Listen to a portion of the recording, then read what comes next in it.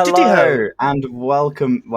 Welcome to session 3 of Age of Adonis. We are getting straight into a recap. Whoever does the recap gets an inspiration for the session. Who would like to give us a recap this week? Well, I did take notes. Oh, did you? Okay. I did. I haven't actually reread them yet. Everyone's so I don't know. I don't know if they're just from Eris's perspective or not, because I know I do that sometimes with characters. That'll be very funny. That'll be great. But I think that okay, right. So yes, session 2. Please jump in if I miss anything. Okay. We overheard the wild beasts are restless and violent since the refugees started to arrive. And they've been killing people on them paths. We overheard that from a separate booth, and Hudson went over and smooth talked the rookie and the vet, and got that sweet info. Yeah, I think these are written from Eris's perspective. And yeah, Eris went out to find crime. Eris went out to find crime. Got noticed being followed, and Hudson sent Bird, so flipped it off and lost it with a misty step and stealth. That bird has a name. His name is Johnson. Johnson. Yep. Found a map thing that requires a map to find a place on the walls, which was these cool like carvings, and there were thieves can't written all over bits of wood that were like, don't go to this house, like if you want to avoid guards, go here, shit like that, which was very fun. Took note of where it was so I could go back to it with a map. We all go to sleep. I assume I've missed some shit out from this bit because I was not in the tavern for a while. And there was chatting. Oh, wait, Harper, I think, made money from barding. Yes. Cool. We all go to sleep and have a nice long rest. We gather supplies with Arch. I gather supplies with Arch, and we get 2 healing potions, and then we do like a lucky dip thing. And we pull out some potions, and they're so useful. So handy and helpful. Loot is very useful. There's the compass potion, which points north, and while we're on the ring, north is literally up. So that's so helpful for everyone involved. And a vocal polymorph potion, which either makes your voice higher or lower, but you don't know which. You don't get it. It'll just happen. Oh, it also says Arch got lube. Yeah. Yeah. Which I think means lube. Arch got a potion of grease. Got a potion of melted butter. A potion of literally just melted butter. Yep. The others go out to get supplies as well. I don't know what they get. Can't remember. Sorry. Got a map. Bought a map and found out that the thing leads to a message in the city we're in, which Arch so casually leans on the wall at the end of that alleyway and makes like loads of noise and chats and just like, oh, you're right, mate. While we're trying to be quiet. And it says meet at Arian City, or Arion. Aaron.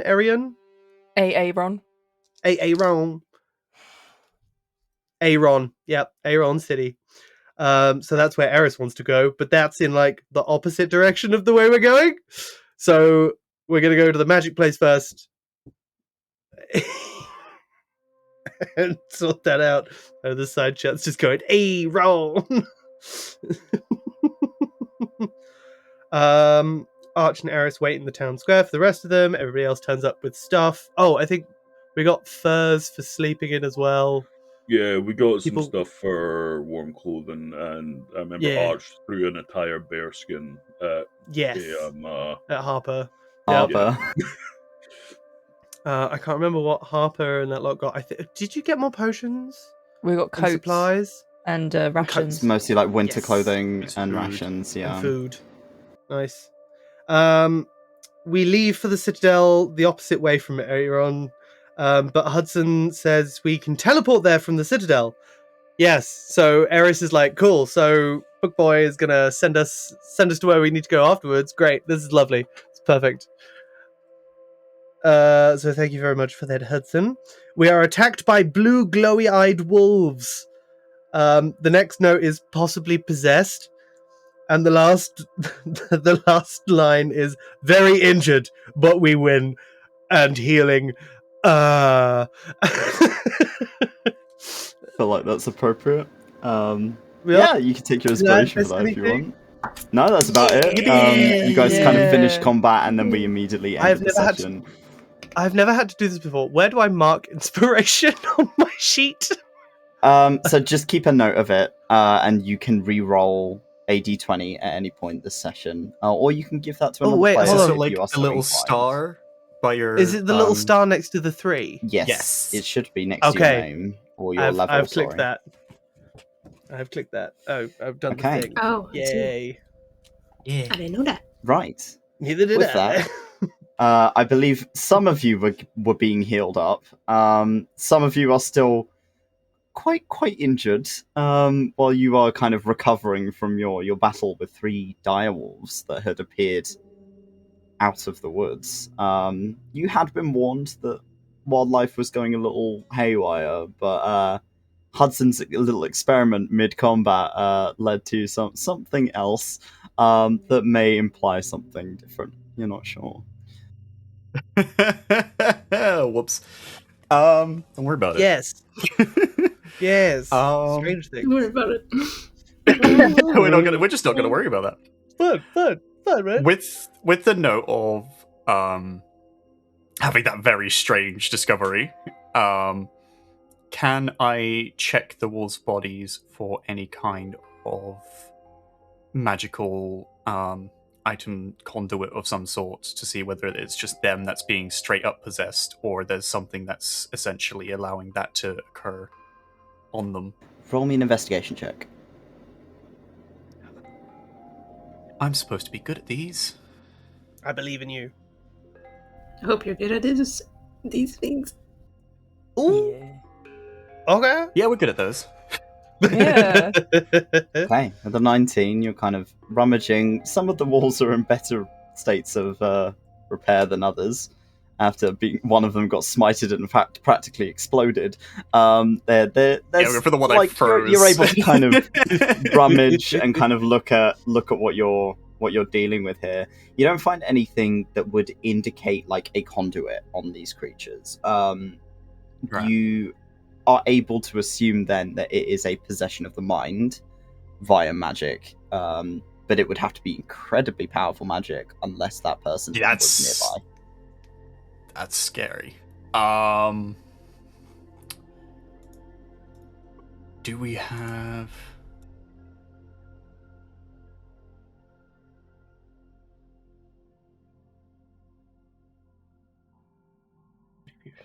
That's not What really do you gonna need? The music help changed. unless The music they're changed, nearby. guys. Yeah, the swap up was Hudson's going to call over Johnson. It's like, I need you to have a look in the area, look for any spellcasters nearby, anything that might resemble magic being used nearby, and send him off. He kind of calls at you in like an agreement that he will do that for you, and takes off, and you watch him kind of begin to kind of look around the local area as he's kind of circling above you, and you get like the flashes whilst he is within 100 feet of you, that he's not seeing anything of interest, really, like anything that would concern him, the same way that the direwolves did. It seems like those were the only ones in this area at this point, or at least the only ones that would be considered a threat in this area. No signs of a spellcaster nearby. Okay.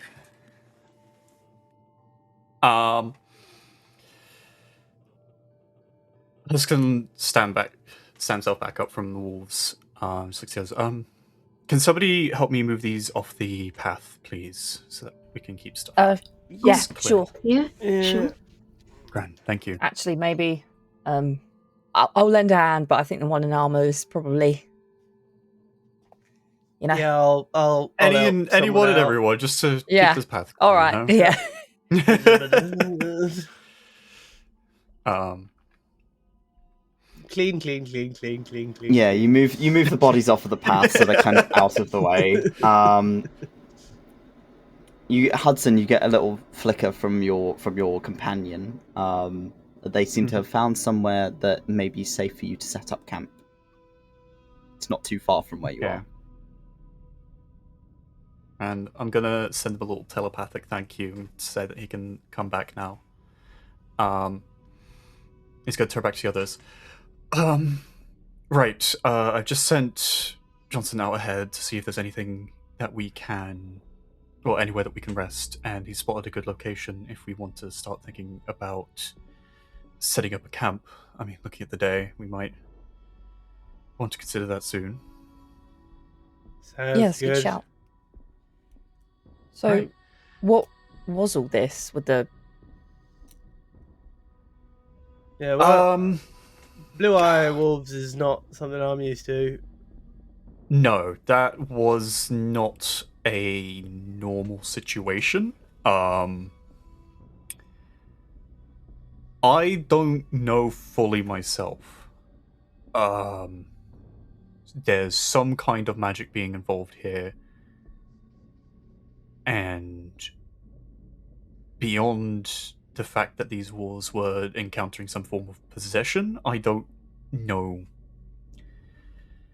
much else. I didn't hold my spell long enough to find out, as it seemed to play a two-way effect that time. Oh, Ew. Possession. Yes. Yes. Wait. Oh, wait, you had weird wolf possessy in your brain? What? Huh? No, so I went to read the wolf's mind, but the wolf's mind was not its own. So when I went to do such, it's like two people staring into the same location. Like, think of like a glass ball in a room. I've stepped into the room while someone else is already there manipulating that, essentially. Yeah. And yeah, so they're very aware that I looked at that. What does that mean, that all of the wild animals around here that have been fucking up have been possessed then? Oh, fuck I me, don't know. I don't know how many creatures are possessed. I don't see any evidence of a nearby spellcaster, so either they are very good at concealing their identity or location, or this is very powerful magic being invoked right now. Either way, it's not good, so this is going to be something that I'll need to report in once we move to the next town. Yeah, maybe Cool. we should go rest up, and I can heal anyone, and we should have a nice good sleep. Yeah. Let's finish up here. Anything anyone wants to check before we go, and then make our way to the location. I mean, they're wolves. I doubt they will have anything useful on them. So, Are die wolves any good eating? I've no idea. I've never Never had eaten wolf. wolf before, I gotta be honest. I mean, it's theirs Arch, roll me a nature check. That rat. That's not bad. I suppose if you really wanted to, you could use his fur. Okay. You know how to skin a wolf? 19. With a 19, you know that wolf meat is quite fatty, but it's edible. Like, you can eat it. You could probably make quite a nice kind of stock out of that as well. So a stew would work quite well. You can fry it off. You can get rid of like good chunks of the fat and use it to kind of help it fry. So, I mean, if you wanted to take some of the meat and have some of that for dinner, then you've got that instead of using rations. I mean, remembering it's not too bad. It just takes a little bit of cooking down. It's a bit. Can you cook out? Katie just looks at him. Looks in the general direction of Eris. So much funnier if you just like look really far away, as if you're pretending to stare at them, but you're not. He looks across, but he looks to where he knows where he's looking at him, but then looks an extra like 70 degrees off. Glorious. Okay. He ends up looking at Ori instead. DM, is the broken cart there, like, just part of the map, or It's just part of the map here. So it's been there for a long time. It would be pretty unusable. Cool. I just wanted that'd be so fun. Needs to look at. Yeah. Yeah. Cool. Is this okay? Is this little Frozen. lake thing? Is this frozen over? Like solid frozen? It's frozen over, yeah. Eris is just gonna start like sliding about on it while we. Careful. Eris, roll me a dexterity check, please. This should be your shit. This should be my shit. Okay. Ah, Okay. hell yeah! Yeah. Hey. So graceful. You're able to kind of use your heels, like the sections of your boots, to kind of skate somewhat, so that you don't eat shit. But you do make your way really across good the at ice. this. It's really fun, guys. You should go have a go. Whee! Yeah, right? I'm good, but thank you for the invite. Harper, roll me a dexterity check, please. Right, Dex. Oh, no. Learning how to figure skate. Oh, it was Ooh. almost a 20. Oh hell Okay. yeah! You're also, it takes a little bit of getting used to, because like this kind of weather is not common on Sif at all, so this sort of thing isn't really a thing. But you kind of copy what Eris is doing, and you're able to pick it up pretty quickly. Ah! Wow, well done. This is really fun. Nice. I mean, is the place where we're going? Is it along this stream? Yeah, is it further up? You've been given the direction of this way. Yeah. It's on the other side of the ice. The Wait. road. Do you want to try and do some kind of like cool spinning thing, Harper? Yeah, all right. Alright, come on. Just spin as we go. Ready? Just like grab one hand. Like, right, okay, ready? Yeah. 3, 2, 1. Come back Spin! to Archibald Yeah. and offer him a hand. I presume you'd rather not take the ice. Oh yeah, and he reaches down, grabs the tail of one of the direwolves, and starts trying to pull it up the hill a little bit. Like, okay, if we're bringing dinner, I'm bringing it. You're bringing the whole of dinner. I can't be all skinning it here. I'd rather skin it next to a fire. Okay. Meanwhile, me and Harper just like spin this way. That'll help you move it while they're. Hudson and not Hudson, Harper and Eris. Sorry, too many H names. Oh. Both of you roll me a performance check, please. Oh hell yeah! Okay. Performance. Don't be scared, I'm watching. Do not Like be the happy afraid. An mom. advantage because I'm doing it with a performer. No, it'll be separate each. So Okay. we've got Harper at 23. Oh. Oh, well done. Hey! And Eris at 20. The two of you Graceful. pick up the skating very quickly, and you are able to kind of do quite a graceful little spin together on the ice. Hell yeah! Oh, Nice. You can make this a thing, you know. Inventing figure skating. Like new show up here. To Yeah. be fair, if we get Bookie McBookface to like freeze more water when we're like in town or something. Like, my if I there's a still have a fountain, we name. could get them to freeze the fountain, and then we could do it around the fountain. Oh, there you go. Yeah. Right, hold on, Archibald. There's Oh, we found a new art form. Drop here. We got a new art form. We're incredible. Um, 3, 2, 1. watch out below! You just pull a body of a direwolf off the edge of this cliff, and you know it thumps. It's just like as it hits the floor, and the two of you manage to climb down. So The travel ahead. Just, like, slide down. You begin to kind of follow the road down. It seems like this is quite a relatively well travelled walkway, or at least maybe at one point it was, whilst there was more travel moving between Barracks and Greycott. And it does take you quite some time as you're kind of following the guidance of Hudson's bird, Johnson. By the time you reach this location, it's dark.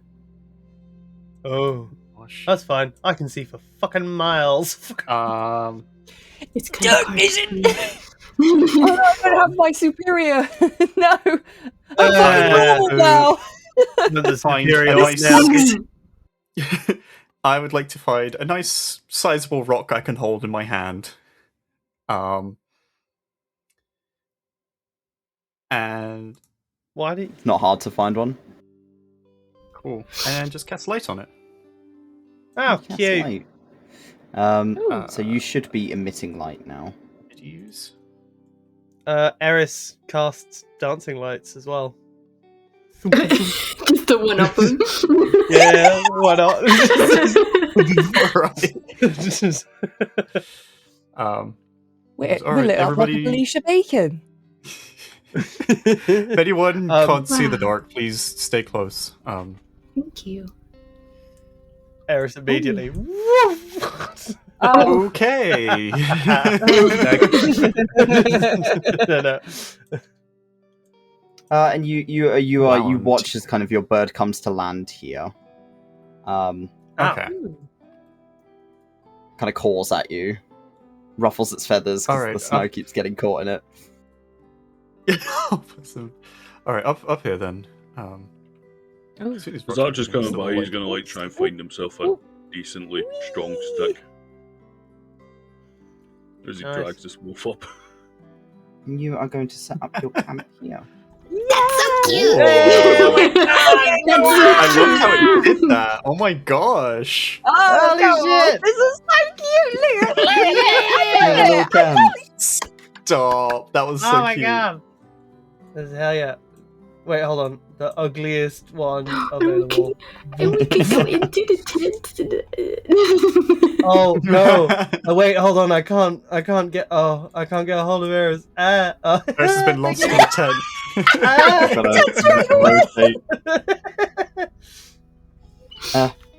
rotate. So you managed to kind of set up your little camp for the evening. Arch has brought the entire direwolf with them, with Hudson's assistance, and has kind of plopped it down next to the camp. Guys, we're not going to eat all of that. Oh, well, a good chunk of it, and you see he's just cutting like one of the back legs off of it. Oh Wow, my god. leg of wolf. I Brand. think I've He seen that sits done with a wolf down. before. He sits down closer to Yeah. the fire, and you see he's just like he's trying to like get all the fur off. Could just melt some of the snow, mate, and pour it over. Just stop rubbing it with your hands. It's not going to work. Right. Well, That'll while work. you're all doing that, I'm gonna go set up an alarm. If Okay, Good that's idea. it. That's good. All right. yeah, yeah. Underrated This is really my spell. thing. So yeah, I'm gonna. The call of the wind. I Strange believe that birds alarm here. is a 20 square. So I'm not gonna consume spell slot because I am ritually casting this. Is that how it works? Yep. Yep. So it's a 20-foot square, which is you can place down the alarm template from where you want your alarm to be set up, effectively. I'm not gonna lie, I thought 20 foot was a bit bigger. I guess from what I can tell, I mean the main path is here, so if anyone's going to be coming by, well, there's also Eris. Around there. Eris will point down the way, down past this way, be like, well, actually, there's like a big opening to the rocks and the path down there. There's a lot of paths over there. Yeah, that'd be a good spot. Yeah. Do you want me to move it down we'll there? do over there then. Yes, please. Okay, I'll place that there. There you go. So that is where your alarm has been set up for the night. Oh, I'm gonna go over there. The evening is yours. It is cold, but you do have a campfire going. You're able to kind of settle yourselves down and get warm with all your now comfortable furs that you have brought with you. Whilst Arch is preparing you dinner. I like to think that Arch is surprisingly good at this sort of thing without cutting his fingers off. It's like having to move his hands across it, figure out where it is, and then cut. Because he's still, you're not quite obviously you can see bits of it, you can see the shape of it, but you can't necessarily see details. So you're able to kind of work out the details using your hands. Still have the leather glove on right now, as well. There's just it's hard. You can see there's probably a few cut marks on it where it looks like it's probably happened before, where either the knife has slipped or he's just went a bit too shallow. But it's he's probably quite used to it at this point. You fended for yourself for quite some time, so you're used to this at this point. Once he's finished, he's going to put it on a big You have the stick evening and to just relax. roast it. I think Eris will probably. Oh, I can't. Oh, fuck's sake! I can't select Eris again. The worst place. Just move him with your keys. Oh, but he's not selected now. He's selected. What if my character went next to yours? Cool. What if we stepped in the alarm square together? Oh god, the Eris tent is is starting again! Eris is going to be... Cast dancing lights, I cast dancing tent, fuck you.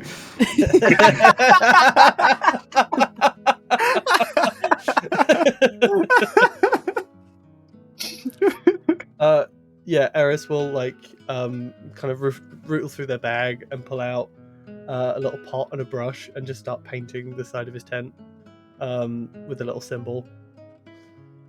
Yeah. Don't rob me.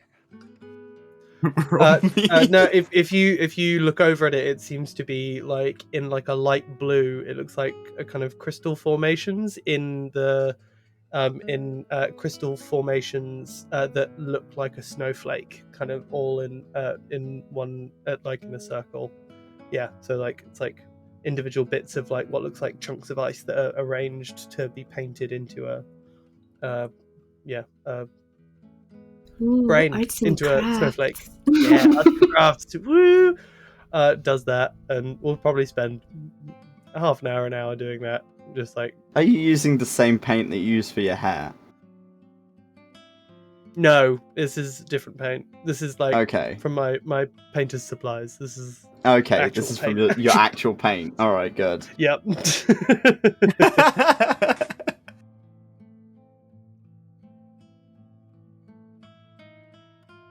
Yeah. So So yeah. What are you gonna say? Yeah. Yeah. I was saying, if Harper's coming over to Hudson, if things have settled down, he's cast a spell. We're sort of resting now. He's sat himself down to sort of keep an eye on that area. Got his notebook out, writing his little notes of the little mishap he had during the the wolf fight. Don't worry about it. Let's go on the fucking report. Let's go on the report. Harper's gonna come over. She's gonna have like draped over this giant fur. And she's gonna be all snuggled in it and start like waddling over like this. And then plonk down next to him. Just this giant, like, her face is visible. It's a bit cold, isn't it? Oh, right. Hello. Oh, hello. Vince. Oh, It's me. Yeah. hi. Yeah, no, I see that now. I mean, it's a bit chilly. I think it's quite good for this time of year. Is it? Oh God. Well, I mean, there's still green about, which is pretty good. The snow's not settling too much, so hopefully shouldn't see too much ice either. Well, beyond, what we did see. Yeah. I don't think I could ever get used to this kind of weather. I never did. The average temperature on the ring is about 0 to 5. Oh. And like on the kind of southern hemisphere, you'd assume that's about the average temperature here. So there is a north and south. In terms of the map, that's how I'm pitching it to you lot, so you understand what I mean. But no, there is not technically a north.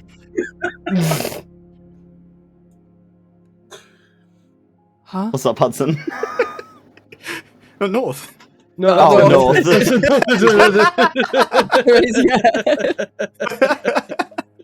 Sorry.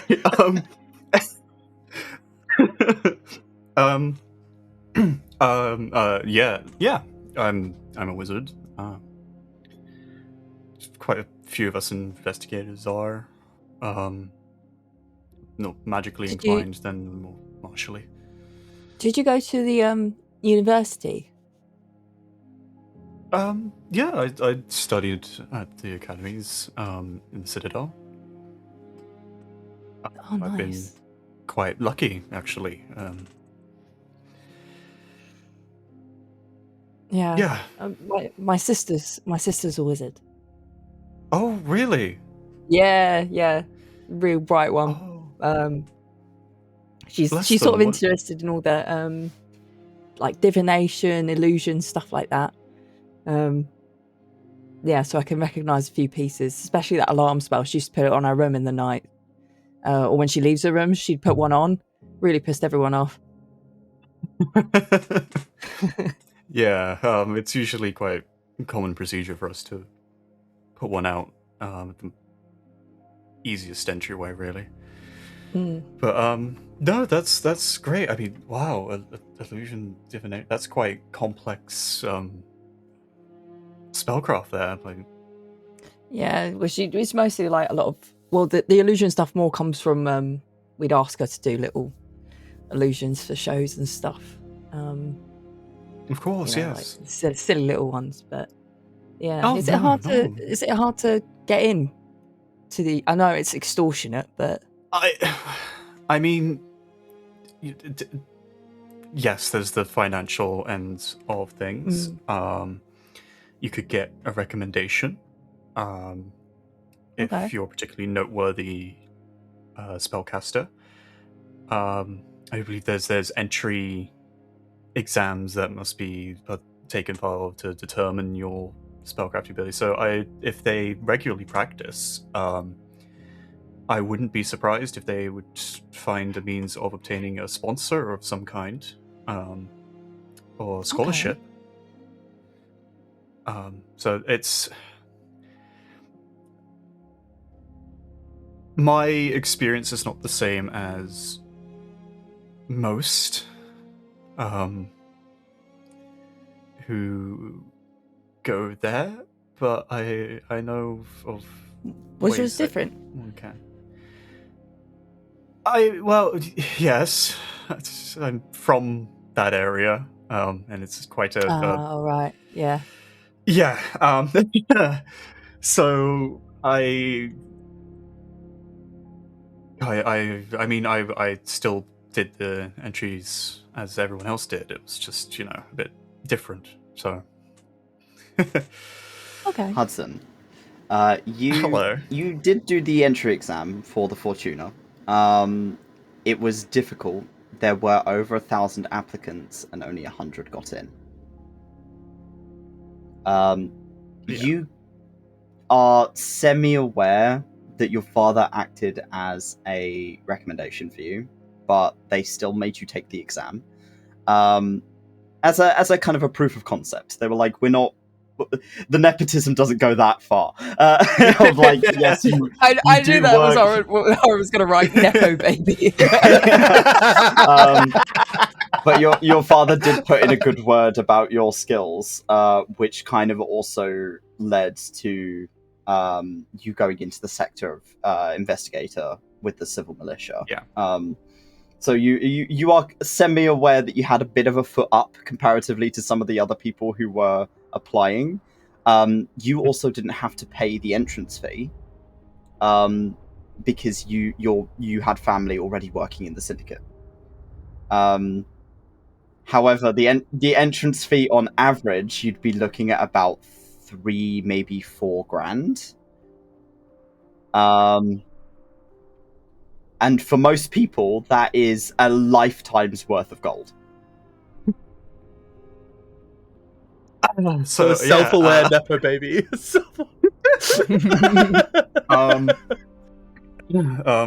Yeah, well, I mean, it was easier for me to get the foot in the door, but I don't really know beyond that much. I mean, like, during the tests, I got one of those like weird feelings. I stepped out of the way of something that was coming from behind, and apparently someone took notice of that and thought it was interesting. I guess I don't really know beyond that. But I made it. Yay! She sticks her hands out. She goes. Sticks them back in. Thank you. But yeah, no, I wouldn't think it as an impossible feat for your sister to make it. If she's already casting quite consistent magic, that's already a big up. If we look at it in comparison to like what we know as out of character D&D characters, a level like 1 or 2 wizard with like consistent enough magic could probably get in, but most people don't have classes, so that's not really a thing. So I mean, yeah. Hey, because in my head it's like she's very good, but she hasn't chosen a complete pathway at the moment. She's not specialized yet. If you were specialized, you'd probably get a scholarship going in, because that's something that's not common for most people at all. I mean, if she's looking to enter in, what I would probably recommend is she decides on which aspect she wants to focus on and specialize in, and really knuckle down on that end. And you're performers, correct? So maybe utilize that, get her casting more complex magics during your shows, especially if you're performing around the Citadel area. You will bound to get someone who's willing to sponsor that kind of talent. Yeah, I mean, she's not so much a performer. She kind of like, as we got older, she sort of did the effects in the background. But she was still, our stage hand. She'd be like, "Bah, bah," the more complex the performance, the more eyes you'll get, and the more opportunities you'll have to introduce your sister to people who'd be interested. Yeah, that'd be. Yeah. I don't even know if she came up with my parents at the moment, which will be a good thing and a bad thing. But yeah, I'm sure she did. I mean, like, we were towards the end of it all, so I wouldn't be surprised if they went in a lot sooner. And I just want to say I'm really sorry about was it Kane? I'm sorry, I don't want to like, No, but... no, it's. I mean, it's part of working in the syndicate is you never know if the people you're after are gonna be violent, or if someone's going to die. It's always a possibility. I just hadn't really been in a situation like that before, and I think I'm still trying to wrap my head around it. I mean, it's...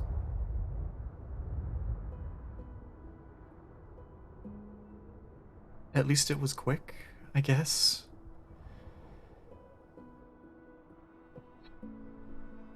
So I can take solace in that. And he saved us all. Yeah. Yeah. Damned idiot.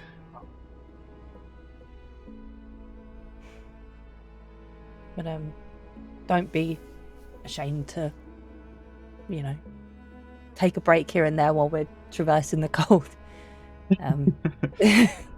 Well, I mean, it's to admit fault. I am not as wilderness prepared as any of you may think. I know roads and camping while traveling, but most of my experience was in the Citadel. I think that was my first proper outing onto Sif when everything happened. So yeah.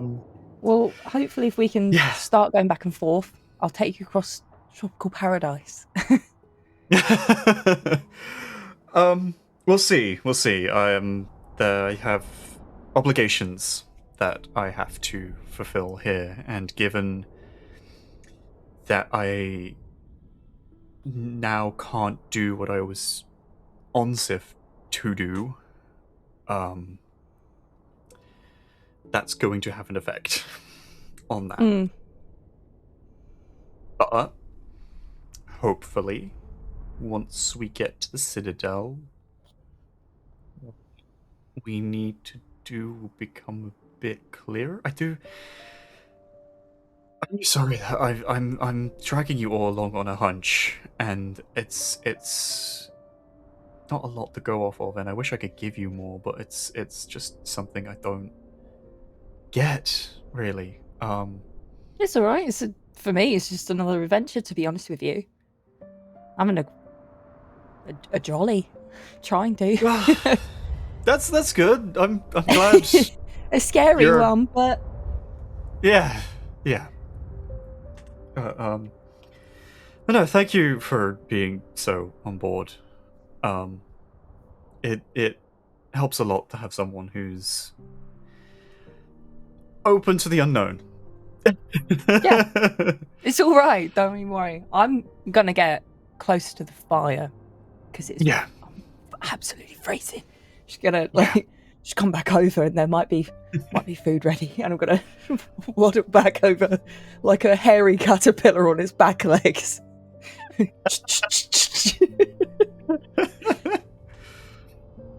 Archer, about this point, you have started to actually cook. You've managed to prepare plenty of meat, and there's still quite a lot of it left over. These direwolves are huge. So I mean, you're making the most of what you got. So fucking why not? Listen, I'm a growing lad. I need a lot. All right. Yeah, you need a lot of food. Go. Ori and Eris, you've been watching Arch do this for a little while. I'm impressed. Where did you learn? Yeah, I mean, like, it's he's made food, like, fucking hell, out of a wolf. I am impressed, and for a blind man, the skill he has with a knife is fucking terrifying. He's kind of sat there. He's been wiping off the knife, and he kind of looks up at Eris. And he just kind of pulls this grin. Yep. Well, you know yourself. If you hear me snoring in the night, that's not the tent I'm sleeping in.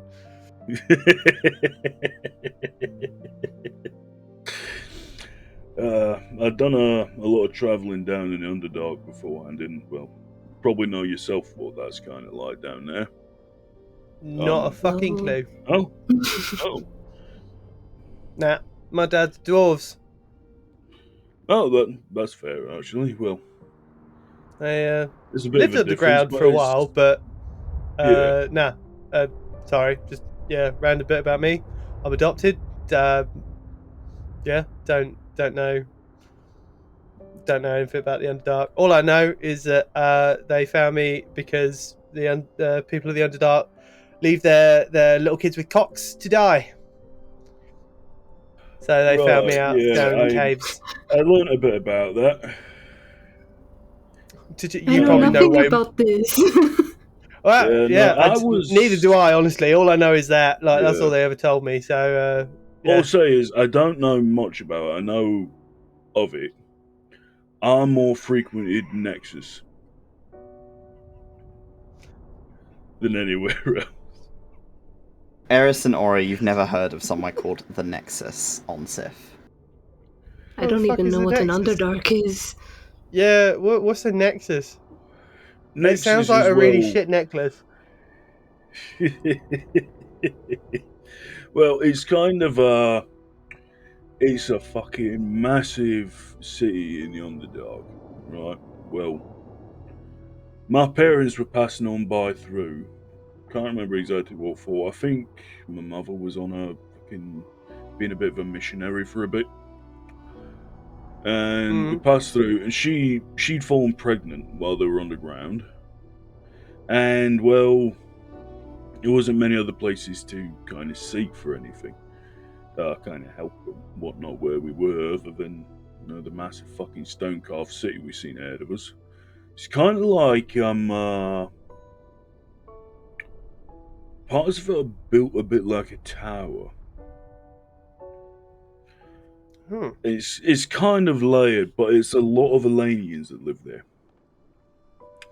And kind of seeing,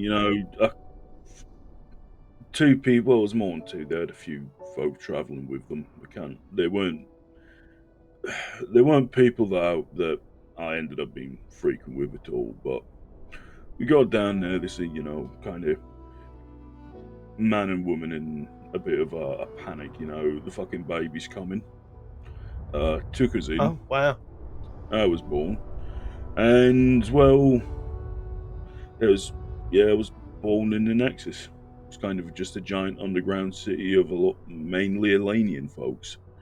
So, as you can imagine, on the surface, there's a lot of, especially certain species of Elanian, there's a lot of people who aren't fond of them, so they took to kind of banding together, ended up in the Underdark. It's fucking... Again, the city there is fucking massive.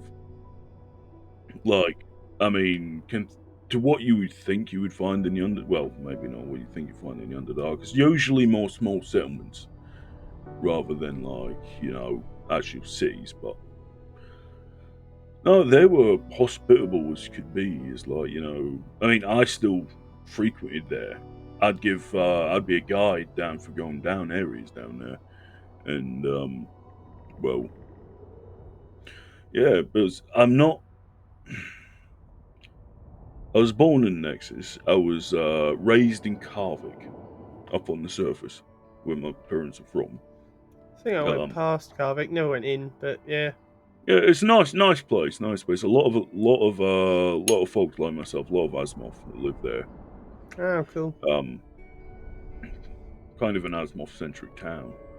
Fair. So I was born in Nexus, but I'm not one of them. I've seen as a friend, like an acquaintance sort of thing, but I'm not. They wouldn't count me as one of their own, is to say. All right.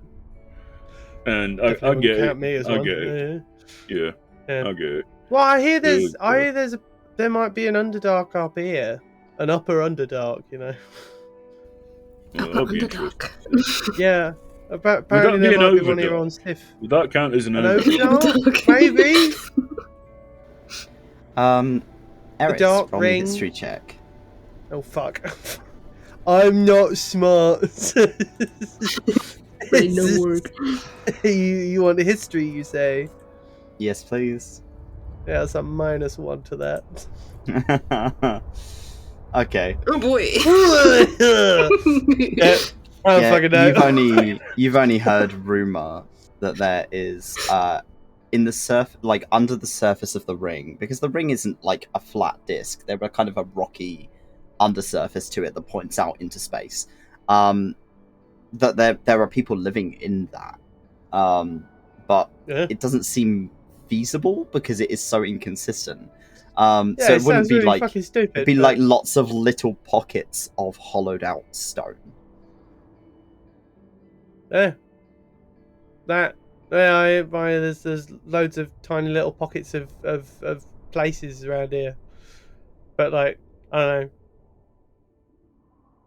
I know there's islands. I live in islands. Islands? Mm-hmm. Ooh. Like a floating island? Yeah. My house shit. is in a floating island. Oh shit! That's really cool. Thank you. I flew there myself. You flew there? What? Well, my sister had a skyship. Oh shit! Whoa! Wait, what? How much money do you have? Strange? What? Not a lot. I don't have any money. I mean, down on Sith, we've got some ships, but... Oh, my sister is a great warrior. She helps defend towns, and she's very well loved in my home village. Cool. Hmm. And after she left, I took the ship and I found my own home. Nice. Where's your ship now?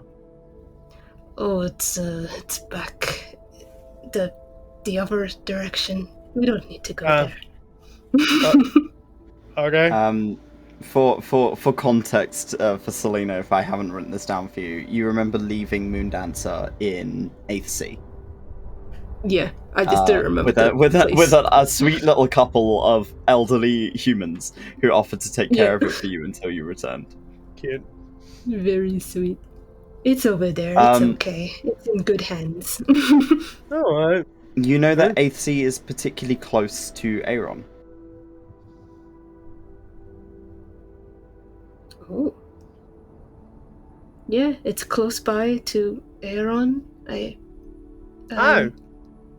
Yeah. It's it's just a small little place. I kind of wasn't expecting to come back, but you know. Yeah, fair. No. Well, when we go to Aeron, maybe we could go pick up your boat. If we really need it. I would certainly sure. make things easier to travel. I mean, you said there's teleportation. We don't need it, do we? Well, yeah, but we'll teleport to Aeron, and then we'll go from Aeron. We'll toddle on down to your town, pick up your boat, and we toddle off to other places we need to go, you know? Sure, yeah, that sounds good. Yeah, that sounds like fun.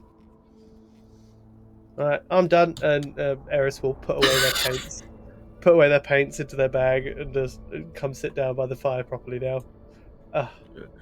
You say that Arch kind of takes a step back up to like the meat that's like he's got basically 2 legs on a spit roast. Just kind of occasionally. Jeez, they're fucking huge.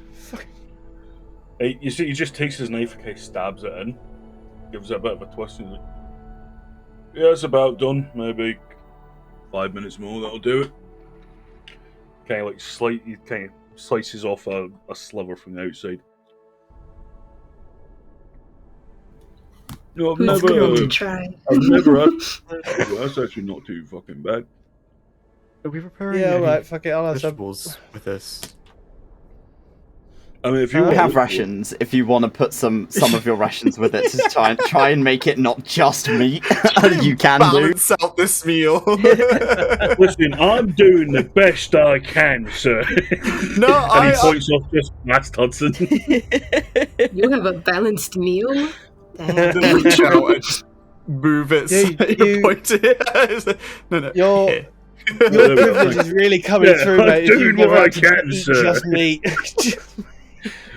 Eat just one thing for dinner. Give me some meat. And what he'll do is you'll see he's like gathered up a bunch of sticks that he's like sharpened down to like some mini pikes, bit like kind of skewers. And all he does is he basically just shoves it in one end and then cuts along it. So you basically got this long skewer of like a full. It's like kebab almost. Like you get like a It's kebab stick. Yeah. You know when you go to the kebab, when you get if you go somewhere to get a kebab and they've got like the big skewer that they like shave it off of. It's Yeah, like that's what I that, but was it's like a mini version of that. It's like Just that. on It's the like a side. mini kebab. I am so happy with meat this. stick. Num. It's quite fatty, but the fat adds like That's where the renders flavor. And it's quite nice. In this weather, with the travel that you're doing, having kind of a bit of fat on your food is probably for the best. It gives you something to burn off while you're traveling. Come on, Squeamish, eat up. I'm looking at Hudson. Nom. You'll all notice as well he's got a wee pot set out beneath him that the fat's dripping into. Oh, I can't eat it unless it's got extra veggies with it. Eat it. Just eat. Be All right. nice. Well, I'm doing well because I had a balanced meal, and you're crying about being tired. Don't come crying to me. Crying about being tired. I don't even fucking sleep, sir. There's more than just sleepy. You know what? I'm not gonna. Can we just have a nice family meal? Yeah, how about this for the start of a nice family meal? Would anyone like some salt and pepper? Me? Yes, I know, please. just a bit of pepper. All would right, do, gather but, around. please. He kind of waves all. just all put our sticks into it and Probably points little together plate and just like stick of meat and some veggies. Yeah, he shoves his hand into like a pouch that's on his hip, pulls it, and whoever hands out, he just like gives a sprinkle of salt and pepper over the top. nice. Brings their plate into line of sight. There you go. If you want Quick a time little more, event, just let but with me know. plates. I'll tell you what, there's nothing like, I mean, you get regular salt, but you see Underdark salt. Like, you get these Dark crystals salt. that... Is it pink? No, listen here, listen here. No, you see from, like, you know, you get, especially in, like, caves and shit, you get, like, condensation that builds up, and you get, like, drips down from stalactites, stalagmites. I can't remember which fucking one's which. Essentially, in parts of the Underdark, what we find is you'll find these just like stalactite-like crystals sticking out of the ground, where it's just been from condensation drop. And once the water's evaporated off of it, it leaves these crystals of salt. And you see, when he pulls like a wee pinch of it out, it's like this kind of pinkish salt. Yes. Is it pink? That's Bitch, what you he's said blind. This is going to be a Listen, running theme. motherfucker, I can tell the colour of a fucking pillar of salt, okay?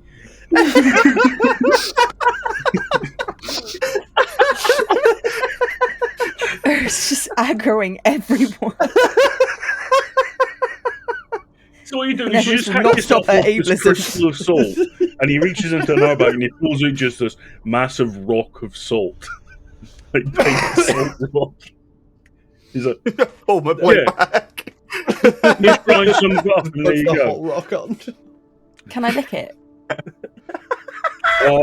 He pulls it back. Harper, no, Sure. you're not a horse. It's a bit please. fucking salty. Harper, please don't I lick want to the know salt if it rock. tastes any different. It's a lump of salt. No, like It when they tastes sell like those salt lamps. I'm just curious. No, he's gonna hold it out. He's gonna hold it out.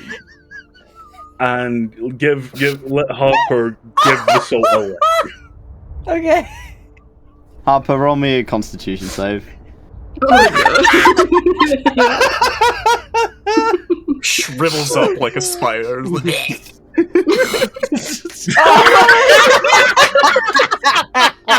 Harper, as soon as your tongue makes contact with this like rock of salt, your whole face involuntarily like tenses, like you've eaten a lemon, and it's like she puckers up so badly.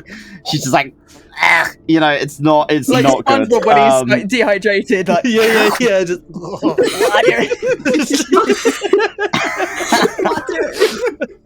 She's even better because it goes even further. He holds out a watch skin with the other hand. He holds out a watch skin with the other hand. I don't know what I did expect that to be on it. Part new experience, isn't it? You see, the one thing is the salt in the Underdark is stronger, or it feels like it. So it's the fact of it goes further. So if you've got a block of it on you, it takes so much longer before you have to get any more. Listen, if you search your taste buds, tell me it's not a weird savoury taste to that and over like regular salt. It's salt. It's like a bit of a mushroom. No, it's different. It's different. Maybe you should have gone. He's going to hold it out terrace. No, I'm licking your salty rock. Lick the salt. I'm not licking your salty rock, mate. I'm so good. Thank you very much. She's just pissing himself laughing as well as he's treating this my last sorry character. Oh dear. Oh. Right. Well, I'll take first watch if everybody doesn't mind. Yes. I can go for 4 hours, so I'll wake someone up in 4 hours. Yeah, that sounds good. I've got my alarm set up over there, so don't worry too much about that area. Thank you. I can go second. Yeah? Alright. Anyone else? I'll take third. Okay. I'll take the... That should cover us 8. So, right. Sleep tight, lovebirds. I don't know why I said lovebirds. Yeah, we've got separate tents. Yeah, I know. It's wild. I've never had I didn't know you for a day. We're just lovely birds in our own tents. Yeah, sweet. And there's Johnson as well. And Johnson, yeah. Oh, that's a lovebird. There you go. Yeah. Right. Who is taking first watch? Sorry. Eris. Okay, Eris Eris, can go roll me for a 4 perception hours. check, please. Yeah, Hudson, before you go to bed, just to say you've got such a cute little Johnson there.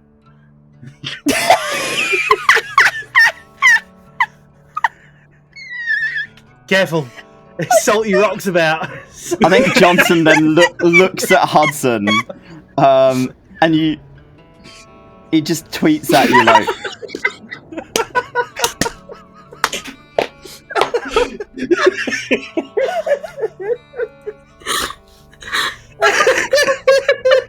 He says thank you. Oh. most definitely didn't, but you know you're just trying to cover that.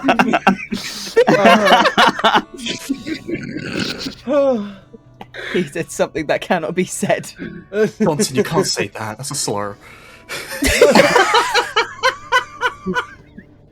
Ori, technically you can talk to Johnson.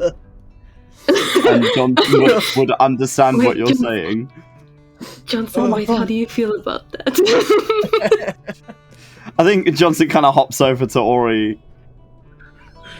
And he's you can tell by the intonation that he is not happy about being referred to in that way. Oh, I This is hope the he has best a time to good have a night. teleport link. Hudson, It you was just a know joke. perfectly what he's saying, and it is inappropriate and cannot be said on stream. It's a slur.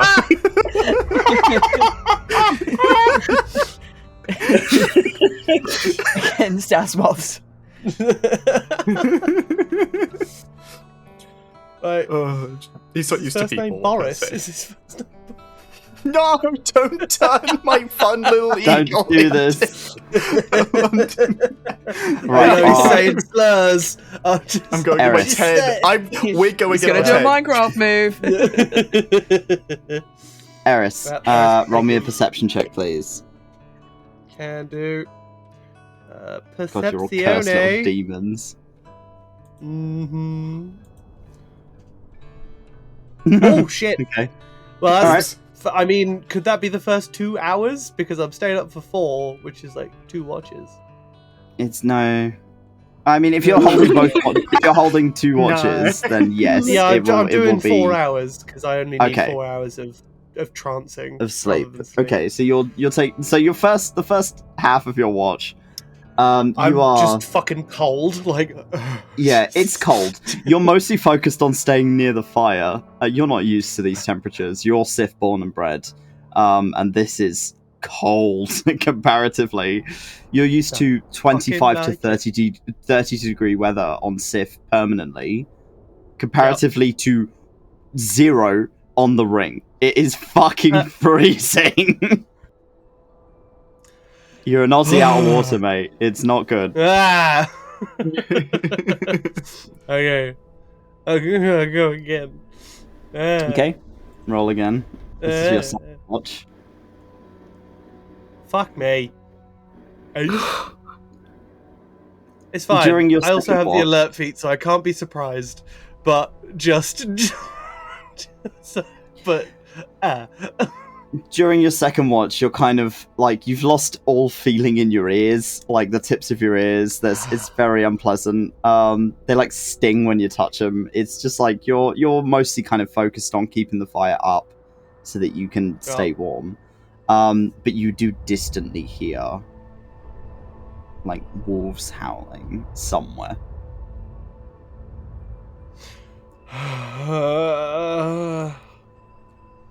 well, that's not my problem anymore. Oh, Hudson.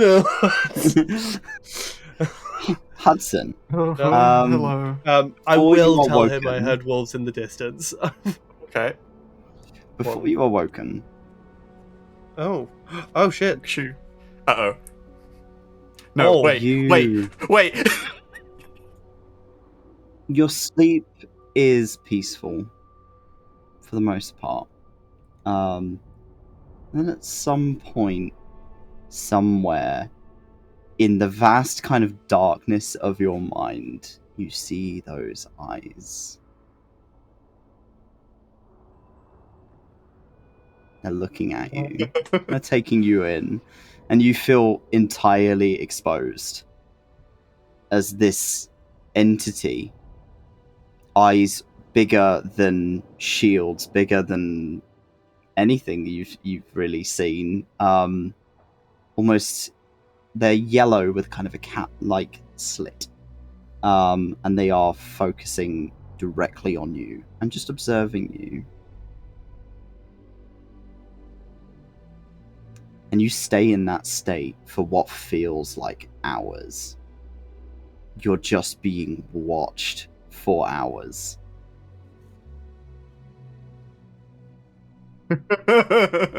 Can I like react You in can, any yeah. way in what this you doing?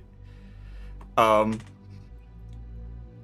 If I try to like get closer, does it seem like I can, or do they sort of keep a distance? It seems to always be at a specific distance from you. So you move forward in this space, and you don't seem to get any closer to them. Okay. Alright. Hello? There was a low rumble, but no response. Why are you possessing the wolves? Stay out of my business, little seer.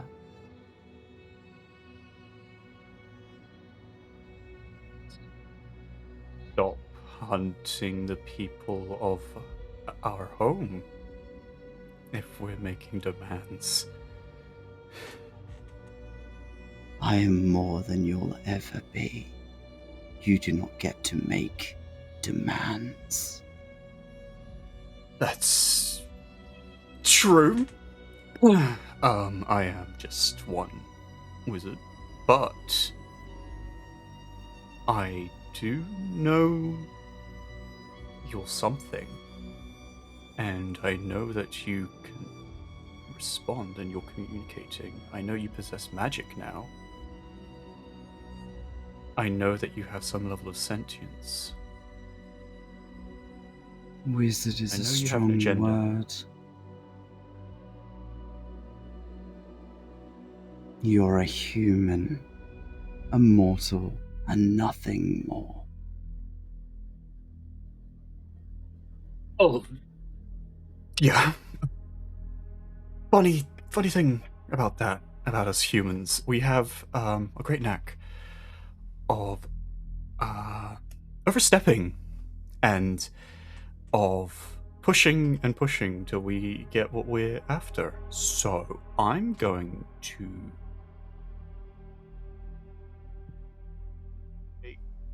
do my things. Keep pushing, and you will feel my teeth. You're more animalistic inclined teeth. Were you a wolf yourself? No, the eyes are different. As you're trying to piece this together, you watch as the eyes close, and you are left in this blackness, and then you hear Eris distantly kind of beginning to wake you up as you are kind of drawn back out of this state, and you are awake. Yeah, plan. I said, What? your turn. Oh, right. You Yeah. alright? Yeah, no, sorry. It's been a long day. 2 days. Yeah, So, yeah, just processing. fair enough. Right, Beware, is it I my did hear turn? wolves in the distance. It is your turn. Oh, great. Gotta be honest, Oh. wasn't concentrating that much. It's a bit fucking That's- cold. I'm not used to it. All right. Sorry.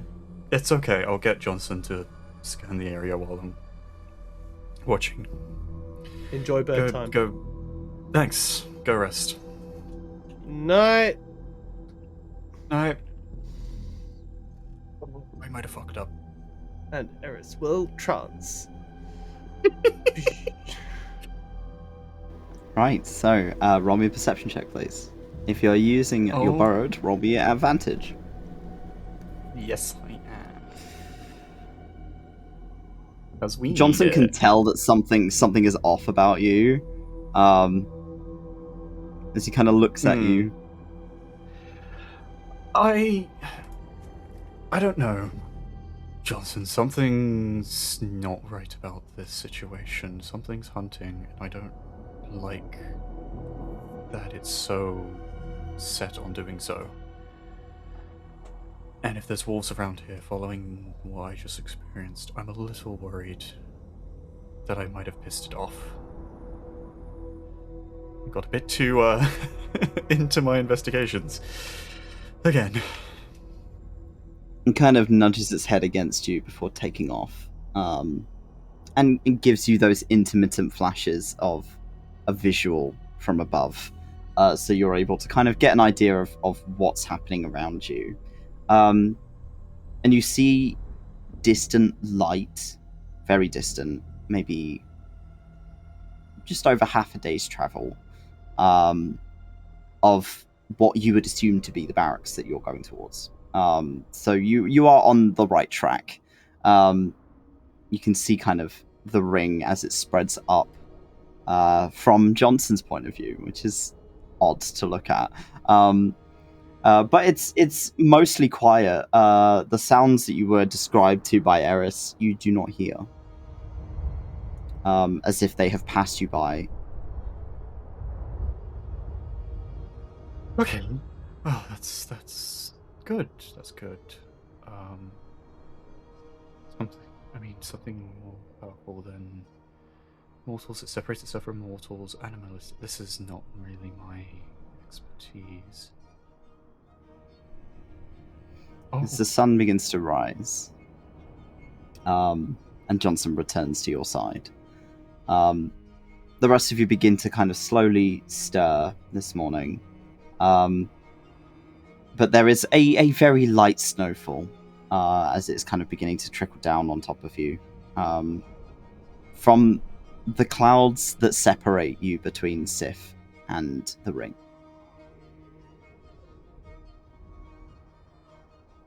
Morning, all. Good morning. Harper's not going to be out yet. She's going to be slicking that hair back. You'll be pleased to know I didn't hear anything of sounds after your watch hours. So. Oh, they didn't come round? No, it seems they were just passing by. My alarm didn't trigger either, so. Interesting. We're good. Does that not imply that whoever was possessing them doesn't give a shit about us anymore? Or they were just some wolves that they haven't possessed? I mean, I don't know if those ones were possessed or not. Again, I don't know how many they have possessed. They seem very powerful. Yeah. So I wouldn't put it past it, but... I mean, the wolves are attacking, I'm assuming, anyone who's passing through these areas, not just us. Yeah, so why, though? What the fuck's the point? Perhaps someone's pushed a bit too hard somewhere, and this is a retaliation of some sorts. Would be my guess. Retaliation on fucking who, though? Like, if you're not attacking the people who are doing the thing, why are you fucking attacking people? You're not going to solve the problem. Sorry, this is not me attacking you or anything. Yeah, I frustration at the situation, you know. Yeah, I understand. I don't know. Whatever it is, I don't think it has much respect for people like us. So... Why is that? Well, if it's sending... I mean, other than the wolves and shit. Out. Yeah, I mean, dire wolves on top of that. It is aiming to kill. We just happen to be a large enough group to survive its attack. And to happen upon learning of their possession. I imagine almost anyone else that they encounter would not be aware of this going on. Fair enough.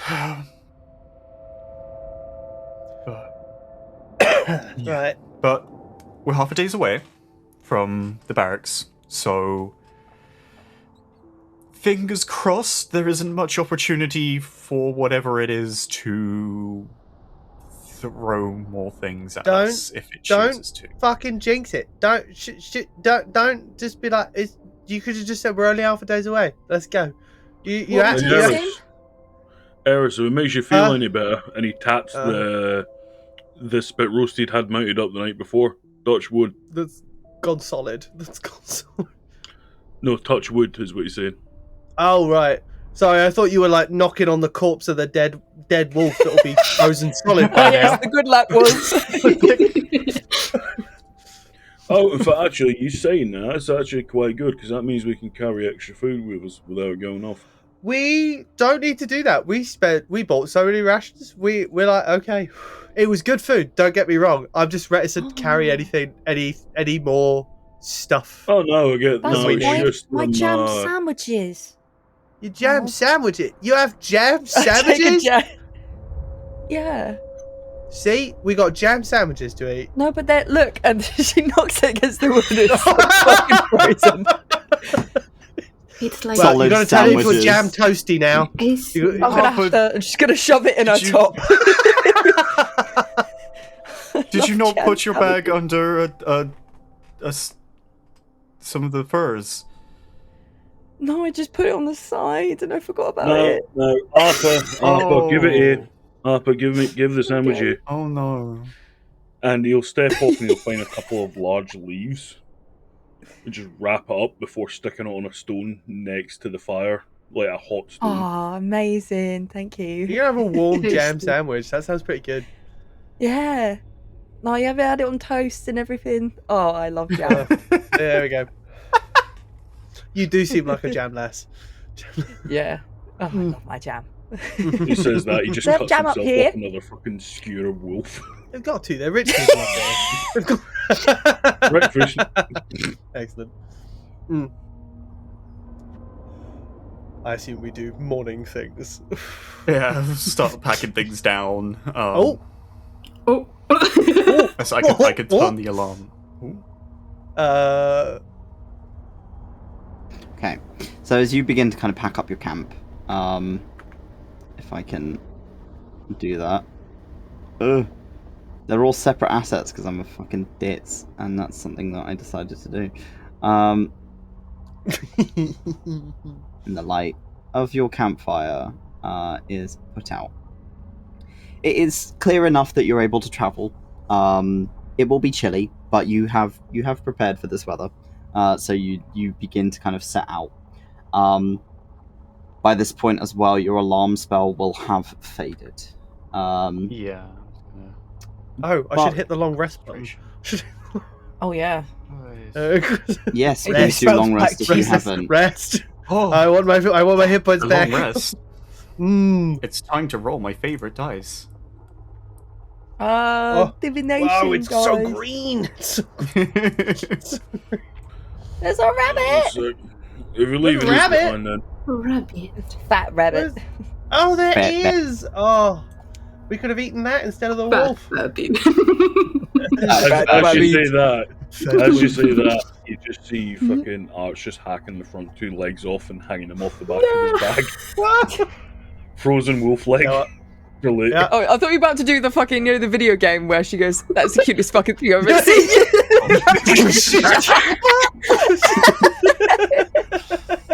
No, that was more of a Creed thing than anything else. Yeah. Yeah. No, that was more with children. Okay, so who's leading the party as you guys travel? It should be Hudson. Right? Jack, Hudson, either are way, you leading? I guess I am. I know where Roll me a survival I check. know where the thing is. I love a new ranger. He's great. I don't suppose knowing the direction helps. Yeah, we'll roll advantage. Thank you. Oh god, yeah. With the low whiz to lead the party. It's going to take you a little putting you bit through your paces. longer for you to get to where you need to go, because you do take a wrong turn at one point, and you're like, wait, no, I'm a this city isn't the boy, right man. way, and you have to kind of back up and then go the other way. But you are able to make it to the nearby barracks. You see a kind of a stone building that has been fortified on its outside with a large kind of amount of logs that have been sharpened into points and are sticking out of the building. It looks quite menacing from the outside, but it seems like this is a countermeasure to some of the wildlife issues that they're having out here. Dude, this place looks evil. What? There's to forget the possessed wolves that are roaming about. It's a No, I didn't forget. That doesn't stop it Parent for looking that. fucking evil. I I don't mind. I She kind of mind, but I don't mind. wants to put Oh like my God. what tinsel on it or something. I don't know. Just something. No, No one Some welcome flowers. it. it's Oh, I don't know. it's not meant to look. Yeah, nice. you know what? Some flowers. Sorry. Some flowers would be lovely. As you walk in, you're met with an open kind of courtyard where you see a handful of people dressed in similar uniform to Hudson. Some of which are talking, some of which seem to be kind of training with swords. They seem to be mostly well dressed for this kind of weather. And then stood across the way from them is a man in full white plate, one of the pack. You can go deal with that. Yeah. I'm with you. They look Ori, at you and as you Eris, walk in. stick with Ori. Let's go deal with it, Hudson, please. Give him like a polite little wave. Hello. It just stares at you. it makes no like movement or any kind of emotion towards you. It just kind of gives you a look. Yeah. I give a wave. I just sort of continue on look for anyone who's not in the middle of practice or something. There's a couple of people who seem to be just kind of chatting. One of which kind of will turn towards you as you walk in and will give you kind of a basic salute, as if like you're in our colours. So they will kind of give you that salute and walk over. And they're like, "Haven't seen you here before, mate. Are you just passing through?" Yes. Sorry, Hudson Hargreaves. I'm one of the investigators from the Citadel. Pleasure. I'm just coming I'm back Joel. from... Nice to meet you, Joel. Yeah, I don't suppose we can rest for a little while. I've also you got want to some... talk to Captain Artorius. He's a bit Grand. pokey about who gets to stay here, but you know, you're one of us, so that's fine. He kind of looks past you at the rest of this party, of the motley fucking crew that you've got with you. And he's like, are you here with the you've had the order about the adventurers, right? That's why you brought We're this lot. refugees. Oh. Right. Yeah, I okay, dare yeah, you're definitely with going me to want on- to talk to the captain. Yeah. Do you I'll have go do that. refugees here? Not here, no. Well, we've got notes on it, but I'm just a private. I'm not allowed to get involved in that. And as he kind of like looks down a little bit, if I get sent out to go and look for him, though, because we've all had orders about the refugees. I don't know if you've been clued in, because you look like you're from the Citadel, right? Like you've got the furs that makes you kind of top end. Well, right? it's well, Well, not that high. Don't worry about that too much. I actually just got back myself from the World War, but I'm a bit out of the loop. I'm just heading back to figure out what's going on, honestly. Oh right, were you involved in that all that business that happened at the World War? Yeah, I was Sif side when everything Shit. occurred. Sorry, I just shouldn't made swear. Yeah, that sounds pretty bad. Sorry. Yeah, it was. Well, I'm sure the captain Right. will be glad to have your report handed in, even though he's not your captain, but he might be able to pass it on to your superiors if you have any. Just follow me. Your folks can come with us as well. As Joel begins to kind of head towards the nearest door, and he swings it open and will let you in. As you walk in, you're kind of met with... It's quite a simple-looking building. A lot of kind of little bedrooms, sort of a food area. It seems like people do stay here if they're posted here, but it doesn't seem like a particularly massive barracks. As Joel will kind of gesture for you to come and meet with somebody who has sat down at one of the tables. He's dressed a lot more extravagantly than the rest of the people here. He's wearing kind of plate armor over his green garb, with kind of a fur collar. Fancy. Looks quite well dressed, slicked back, kind of brown hair. As he kind of talks to Joel very briefly, and then kind of turns his head to look at the five of you as you walk in. Eris just leans and over he kind of to pulls a Harper bit and of a face, and he's like, yeah. Eris is just going to lean over to Harper and be like, "Fancy boy, got to talk to fancy boy." Eris. Look at this. Is it like that? Yeah, so he will salute you back, okay. and kind of gesture for you, the five of you, to come and sit. The other guard kind of stands up and makes room for you, Okay. so that you guys can It's take all a right. seat. We'll be fine. Do. Oh, sorry. As Joel kind of shuffles out of the way. It's okay. You're right, lad. As you take a seat, It's quite a bit warmer in here, which is a pleasant change from the cold outside. It seems like this place has decent kind of ventilation of heating, and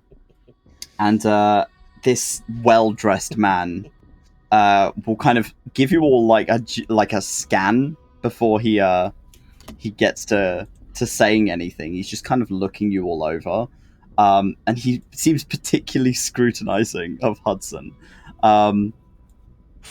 As he's just kind of looking you up and down. And with that, we're going to take a break. So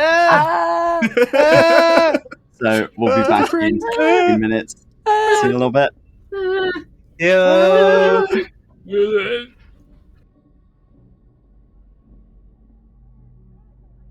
Right, as you are sat around this table, and this man has been scrutinizing you for a little bit of time, he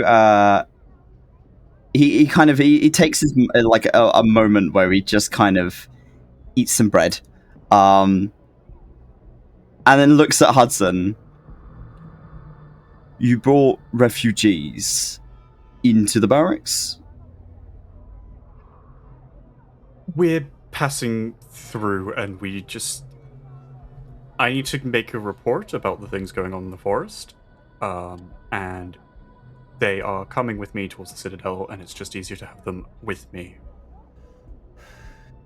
Nah, it's fine. If he doesn't want me here, I'll step out, and Eris will stand up. Eris just leaves. Hold on. You don't want me here. That's fine. I'll stand outside, and Eris is going to go wander outside. That's not okay. Right. It's one less problem. Oh, so I'm assuming then if you're travelling through, you're definitely not one of mine. You're No, I'm sorry. You're Hudson, a detective. Yes, you're Hargreaves' boy, aren't you? Yes, I'm Hargreaves' son. Yes. Yeah. Yosef told me about you. Did he?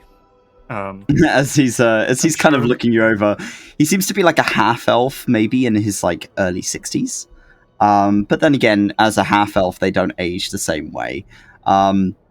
With this kind of fitted plate armor and a very stern expression, it's unsurprising that the captains talk to each other.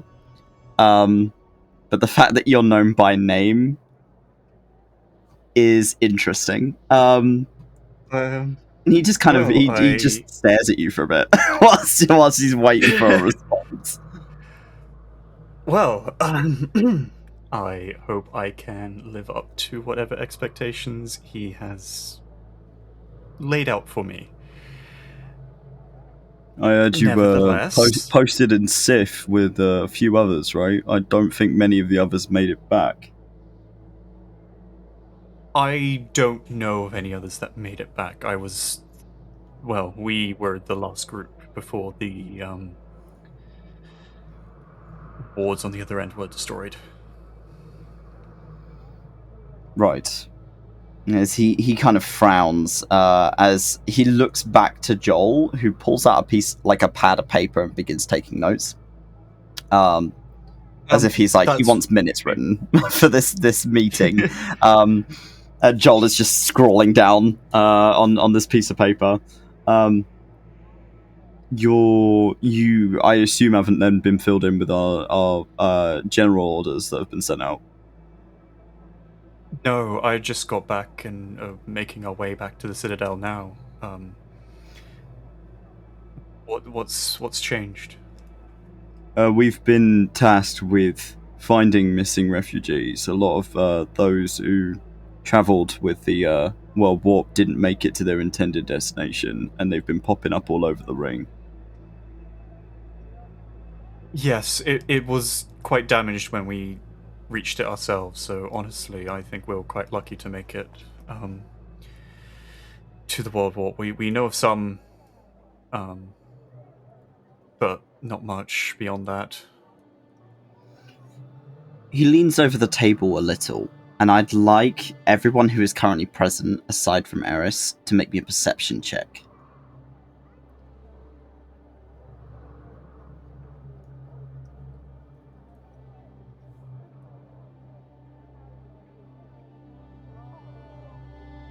Okay.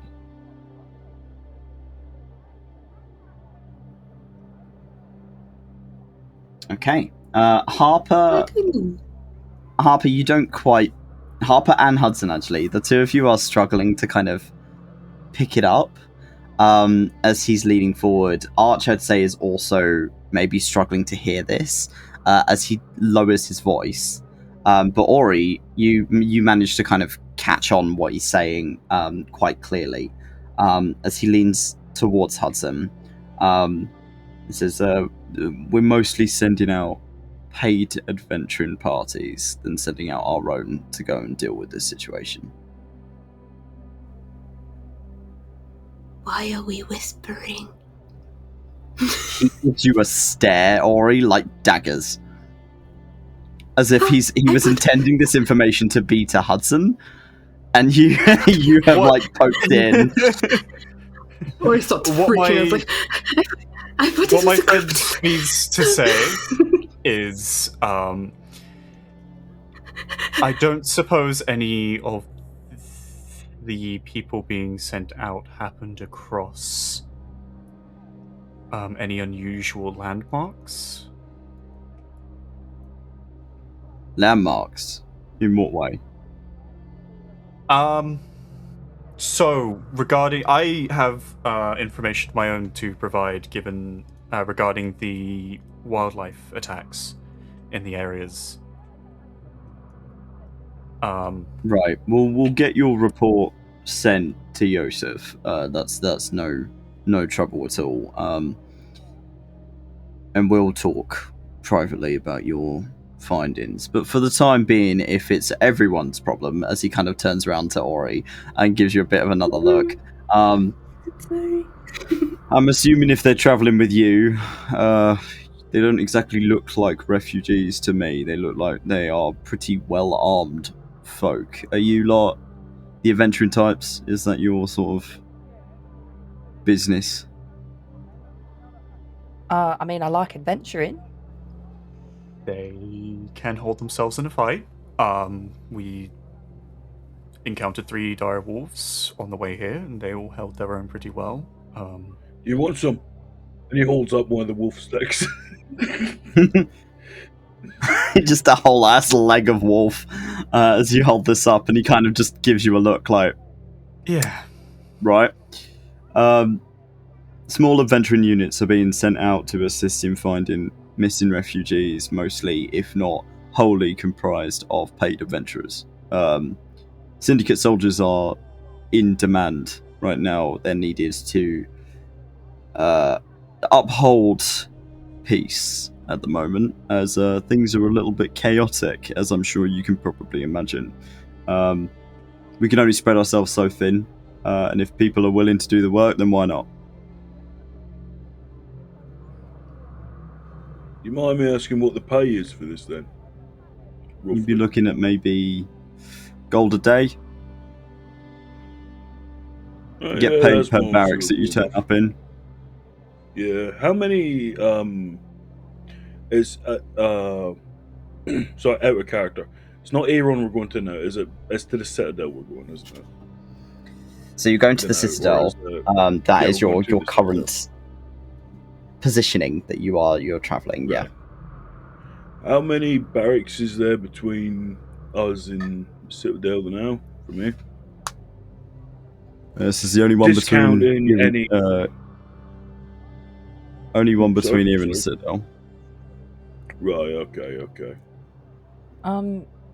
Excuse me, Captain. Would any of the refugees be at the Citadel? Most of the refugees that we have already found are being sent to Stripfire City on the other side of the ring.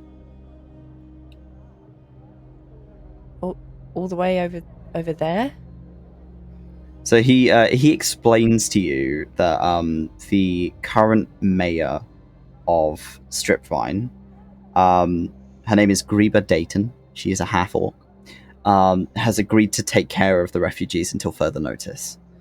So they've effectively offered that they will house the refugees until the world warp is repaired, and Sif is considered to be safe. but for the time being, that's the only place that can house them. The Citadel has not agreed to allow refugees in. Quick question, DM. Was that strip vine or strip vine? Strip vine. Vine. Strip Vine like, City is is effectively directly like opposite end of the ring. Right. Yeah, I just wanted to make sure I was getting that name down properly there. Because there's such a high concentration of refugees that have ended up all over the ring, having them all collate in one area and knowing that they're being taken care of seems to be our best bet right now. Right. Have you seen any yourself? We've had 1 or 2 pass through here. I've been monitoring the situation happening at the World Warp up here, so that we know that folks are being sent in the right direction. We've been sending caravans and whatnot. Again, paid adventurers. If people are willing to do the work, it takes a load off of us when we're trying to figure out what the fuck happened. Is there a contract we have to sign for this at all? I'll get your names written down and sent them up the chain. So if you turn up at Barracks and state who you are, they'll get you your pay. We have to ask Eris as well. You'll get paid in advance for some of the work as well. If he's coming with us anyway, I mean, he'll be taking part in the work if it's searching or escorting or whatever. So I mean, yeah, get his name down. We will consider this opportunity, given the various locations of which we're already planned to visit. If we happen to run into people, we will help them as is expected. Believe the investigators unit is being put on this case anyway, given that this is something that needs to be looked into as to why this happened at all. This is wizard bullshit. Clear way of putting it. That is very fair. Could you do me a favour if you see? I don't know if you've heard of 𝘏𝘪𝘭𝘤𝘮. They've done like tours around the ring and everything. He takes a moment to kind of think about the name, shakes his head. Ain't heard of no 𝘏𝘪𝘭𝘮, nah. Then again, I can't say I get out much.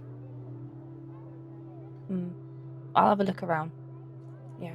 But saying that, do you have is there anyone around here with a list? Because I'm guessing if you've had refugees or anyone else come through, you've probably taken a note of names at least. Is there anyone with that list kicking around? Would we be able to have a quick look? If you decide to take on this work, then sure, I can show you as pass through here if there's folks you know or if any of that bullshit on. It's not a long list, I'll tell you that now. Yeah. Look, you know yourself, if you're looking for someone, any lead's a lead to start with, so yeah.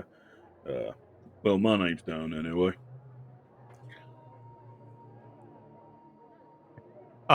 Perhaps then, while we're having our discussion, you lot can fill Eris in on the responsibilities you're considering on taking on behalf of the syndicate. And we will try and get out of your hair as soon as possible, Captain. You're welcome to rest here, but we can't house you. If you decide that you want to set up a little camp nearby, then you'll have Barracks folks keeping an eye on you just to make sure you don't get jumped by any of this the weird movements in nature that's happening around here at the moment. Yeah, we'd appreciate that. Thank you. Could I ask? Can I have some of that bread, please? He kind of eyes you. Roll me a persuasion check. Okay. I think I've got silver tongue as well, which food. Give me that bread. Get that bread. Get that bread. You see him turn round to Joel behind him and say, "Get Arlo to get some food made up for this lot." And he kind of nods, and you watch as Joel skedaddles towards a door on the far end of the room, and looks like he has gone into what you would assume to be a kitchen. It seems like they're going to get some kind of food made up for you. Oh, I'm gonna make some banging sandwiches. Pancakes and mash. Oh, I hope they have jam.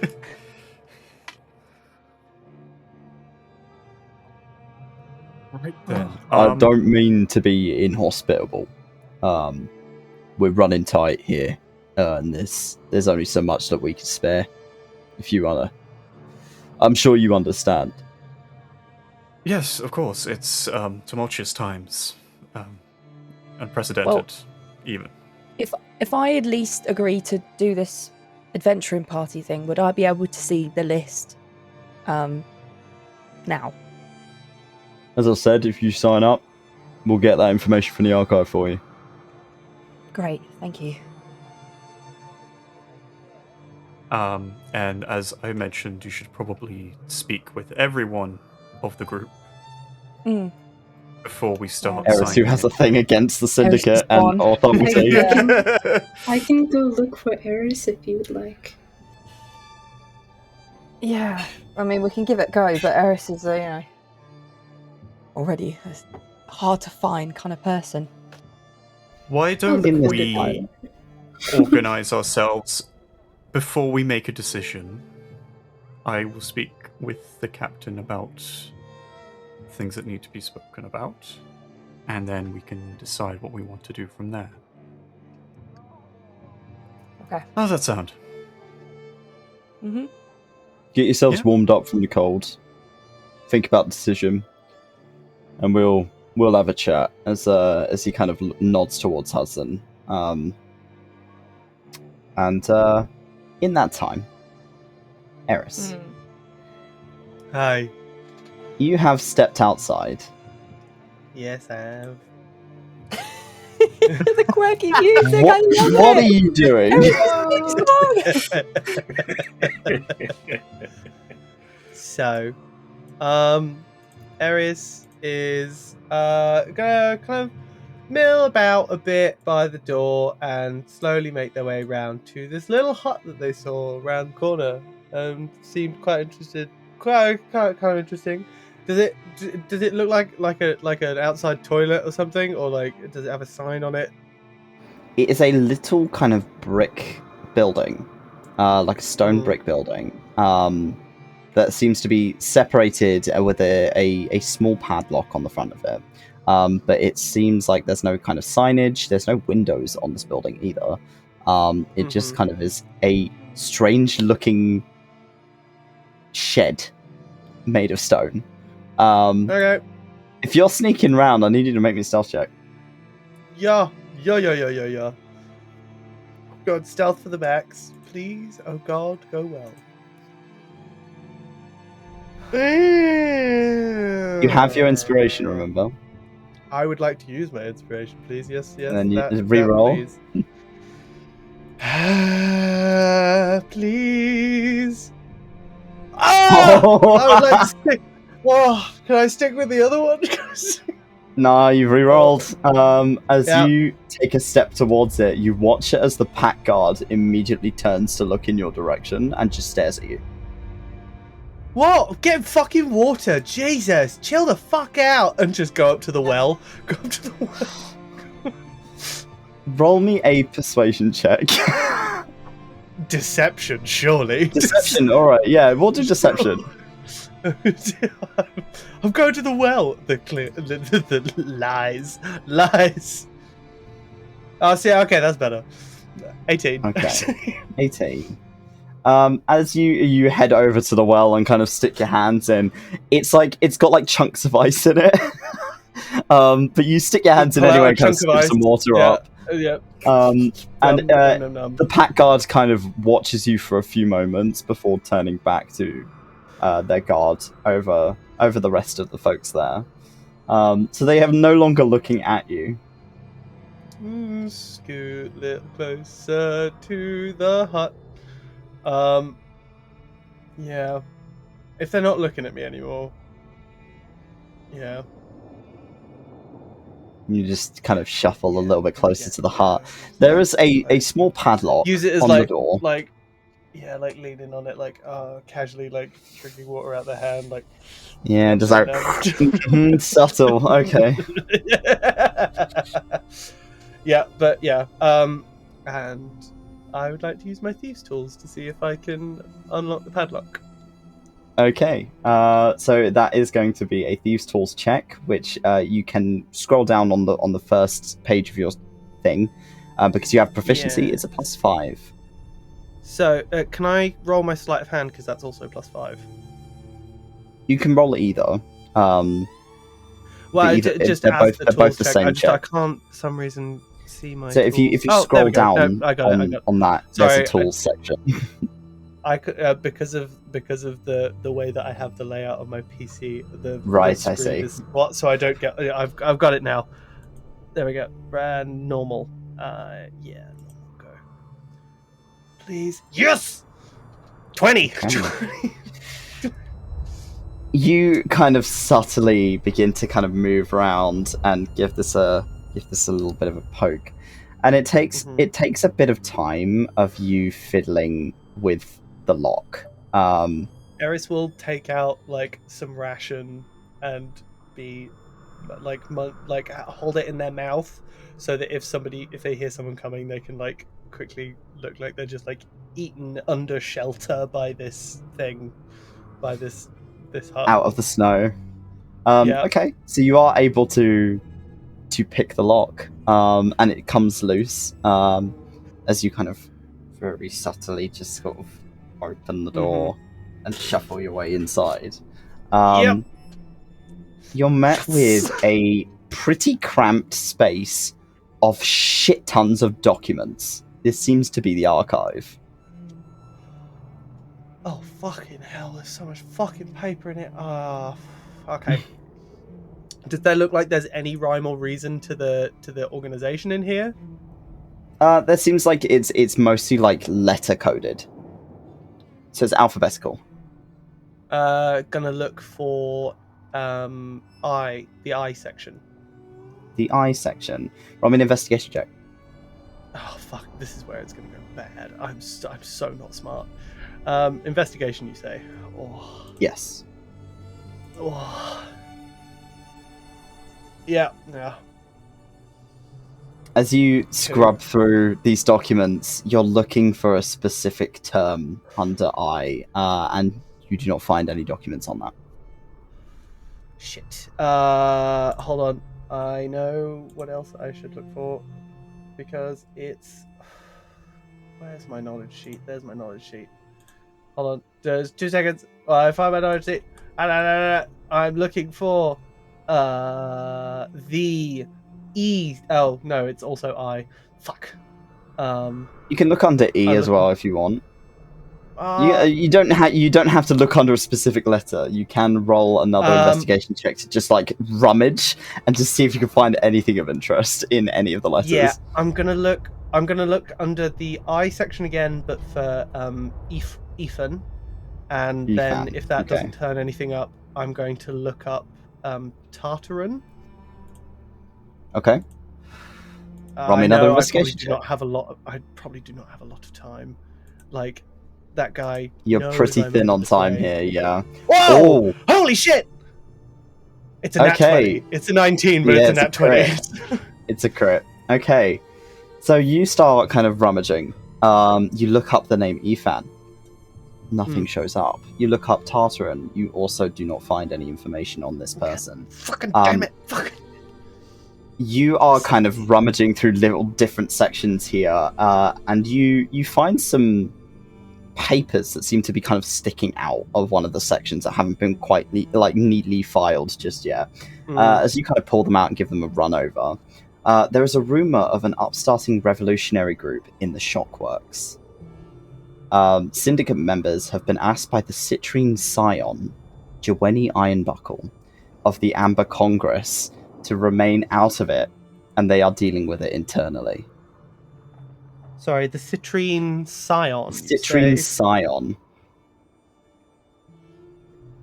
That's such a cool name. The Syndicate have found this to be fine for the most part, but they're suspicious about it. Her name is 𝘏𝘪𝘨-𝘧𝘢𝘏𝘮𝘐𝑢𝑛𝑐𝑙𝑒.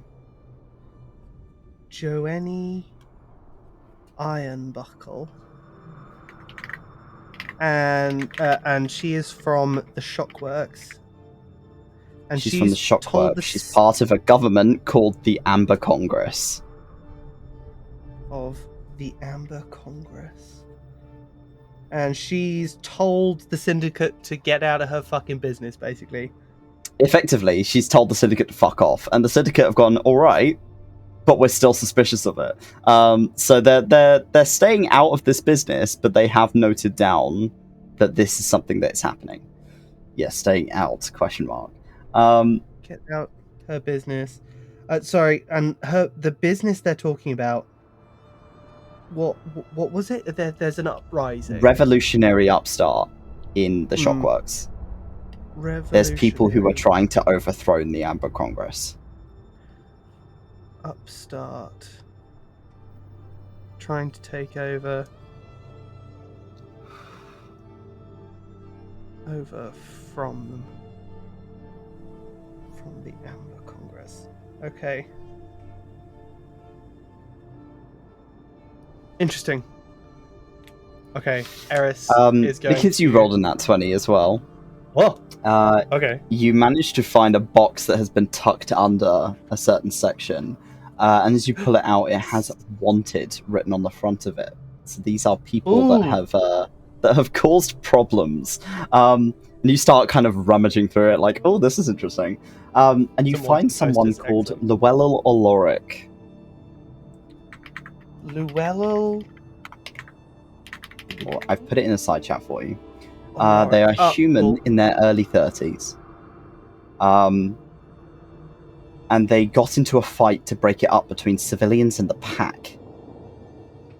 They're currently in custody in Aaron City. The description is that they were dressed in yellow robes with an unknown symbol on a brooch on their pouch. Symbol enclosed for the investigators unit. A name is noted down, but there's no further information. The name Spear Blossom, and then next to it in brackets, Tabaxi, ? Spear Blossom. And is the symbol on this document? Yes. It is the symbol of the Dyers. Eris is going to roll this up and put it in her pocket. And pocket it, okay. Yep. Spear Blossom, Tabaxi ?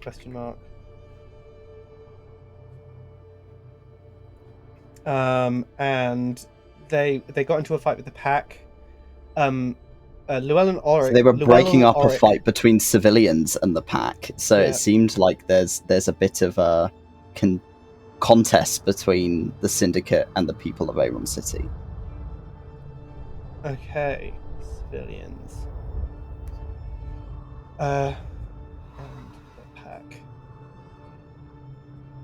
Okay.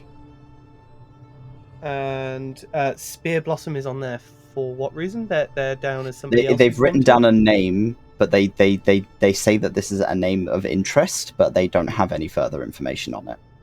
Okay, is a name of interest. Yeah, that is getting like quickly like pocketed, stuffed into the pack. Like, right, cool. And it has taken a mental note of the Citrine Scion. Fucking great title. Yeah, and I think at that point it's gonna be like, okay, that's probably all I'm getting. And is gonna like peek through the door to see if the dude is looking, and then try and sneak out. I've put in your whispers the information that you found out. As you kind of stick your head out and take a look, the pack member is not where they were. Oh shit. You're gonna wanna. You think that you're running out of time, and you think you need to shuffle. quickly. Yep.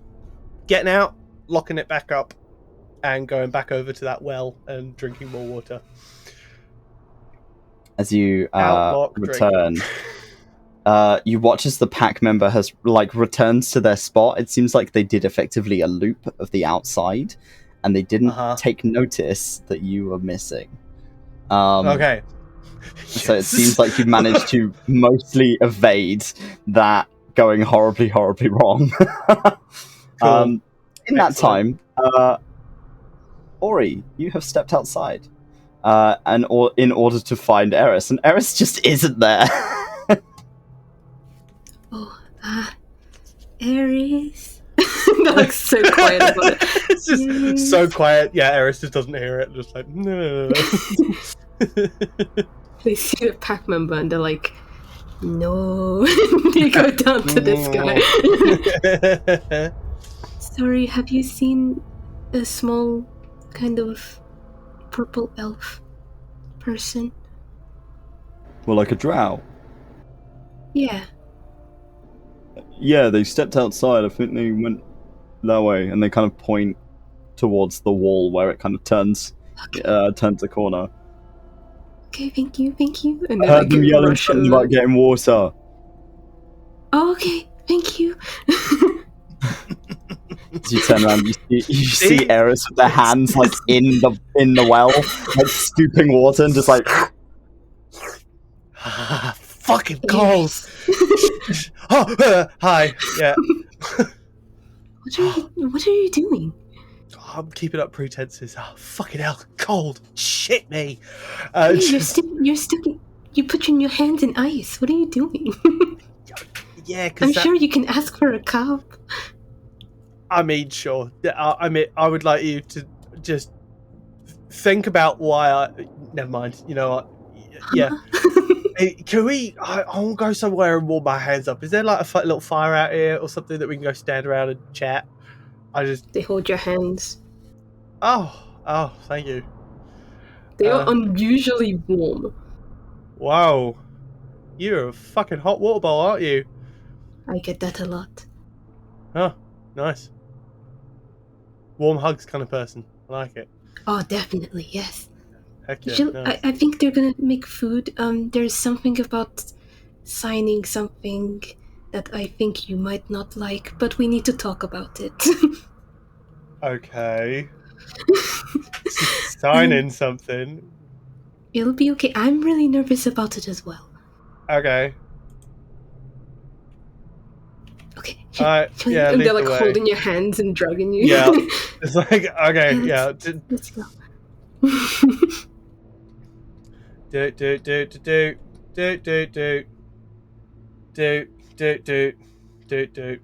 As you head back inside, you take a seat, want us and you back can see now? people have been chatting and kind of.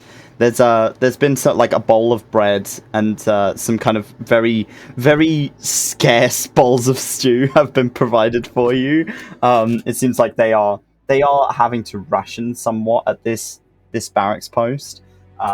Because it seems like you've got about the same amount that the captain got, and he's just kind of sipping that, and he's like, "Well, if you warm up, then that'll clear head if you're a bit less frigid. Do you know what I mean?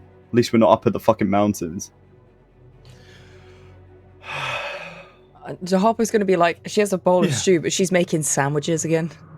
Like, just ration out and go like, anyone like one for the journey? I can make you up a little sandwich. Yeah, I'll take one. Yeah. Oh, hey, Eris. Yeah. What do you want? Yeah. What do you want? What you got? Like, not much. I'll tell you what we're I'll get making then. do. Yeah. Yeah. Anyone else You like a can put sandwich? some of Joel, do you want a the sandwich? dried meat from your rations in the sandwich, and that will make quite a nice little that kind of out. sarnie you can have Slightly later. moistened with stew, just like, there we go. Stew sandwich. Moistened We can do that sandwich. for now. You sandwich. Yeah. Oh. Hey, Anything in It's a between soggy bread. sandwich. yeah. Just let it soak in the soup. Yeah. It's great. Roast potato That's awful. sandwich. That was fun. So, Ori said something about having to sign something. What the fuck? We're not signing anything just yet, as I said. I said that we should get you, and Cheers very should much. have a talk about what's being asked of us They're asking before us we to do agree shit. to anything. Hudson gives the captain a look when he says, what's being asked of us, as he knows what's being done here, the sense of this information is being held back until they sign this thing and agree to help. Like, he knows what's the grift going on here. In the time that Ori's been outside, he's effectively explained to you that the reason that they're hiring adventurers is it matters less if they die. One, they're not employees, so there's no paperwork, and two, they don't need to pay corpses. Yeah. Which is why... So that's one of the reasons why they are not spreading themselves so thin. AKA, they are just like, we're keeping to ourselves. So they're just paying unsuspecting people to do the work for them, and if they die, then they die. Yep. But that was quietly said between Hudson and Captain Artorias. Probably a good fucking thing. Yeah, there's... Yeah. Depending He how was not going to bring that up to the refugees sat across the table from him. Yeah. Depending how much attention Eris is putting into the conversation that's happening between Hudson and the captain, it's... Well, they've just arrived back, Hudson's looking tense. Okay. And not very happy. To be fair, Eris is reasonably perceptive, so okay. Sit down. If you wish. Alright. So what are we being asked to do? And why can't you do it yourself?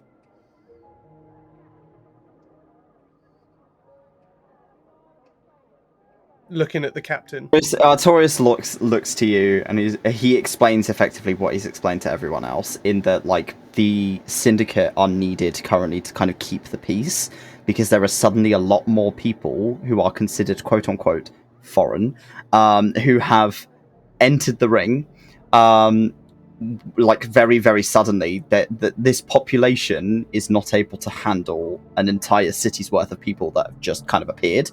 And need somewhere to stay, and need to be fed, need to be, like, they need somewhere to be.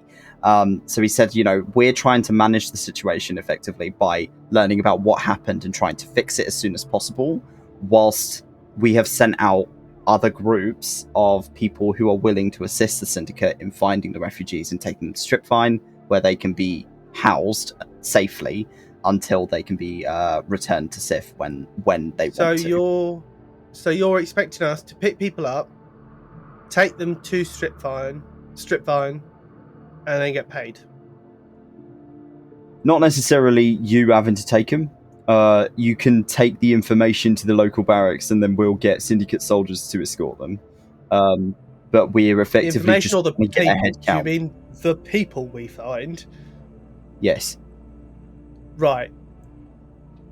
Okay. And we're getting paid to basically do your job for you. Are we being paid better than you for that, or what's going on? You're being paid what you're getting paid. As he kind of gives you a look. You get gold a day. Gold a day? He nods. So we can just say we've been looking for people for 18 days and get 18 gold when we bring people back. He looks at Hudson. That's where you come in. Oh. No, we will not be doing that.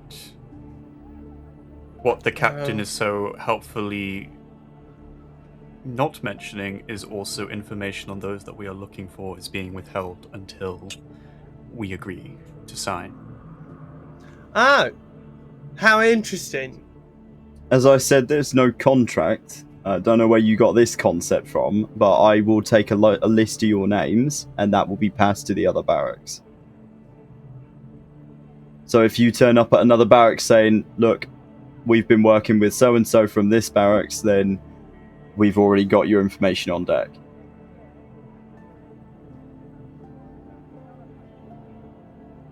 You can back out. You do not have to take this if you don't want to. But you are helping the ring. You're helping those people There are who people are in trouble in the forest. There are people in trouble in the forest, mate. I'm going to go do your job for you because you can't look after people. So, yes, I'm going to go fucking do this.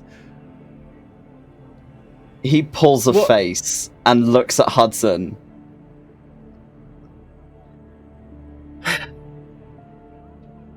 The situation in the forest is more complex than anyone understands at the moment. Okay, but And am I right in saying that there are innocent Eris? people out lost in the forest? Eris, Hudson. let me Hudson. speak. Oh, know my name. Please, let me speak to the captain who is offering us hospitality right now. I literally got asked to come in here and find out stuff. I'm trying to find out stuff. Are there innocent people lost in the forest right now? I don't know. We don't know. That is the Thank point, you. Eris. If you would give me 5 seconds. You're not very fast at this, are you?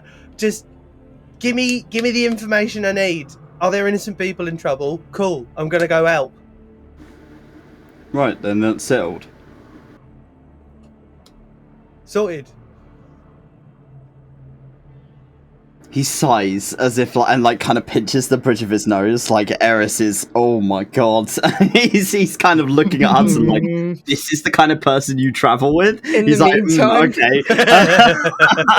There's also the, Harper's gonna just push a sandwich over to Eris and sort of look him in the eyes and go like, I kind of agree with what you're saying right now. I think it is like maybe not the way, but you can see Harper's like, your questions are fair. Like, Thank you very much. Nom nom nom nom nom. We will consider the request that you've given, and we will put names forwards. With that being said, I expect then that the same consideration is put to our searches as well. You're looking for specific people as he kind of turns his attention to the rest of the party. Yeah. You I know of, as he points at Harper.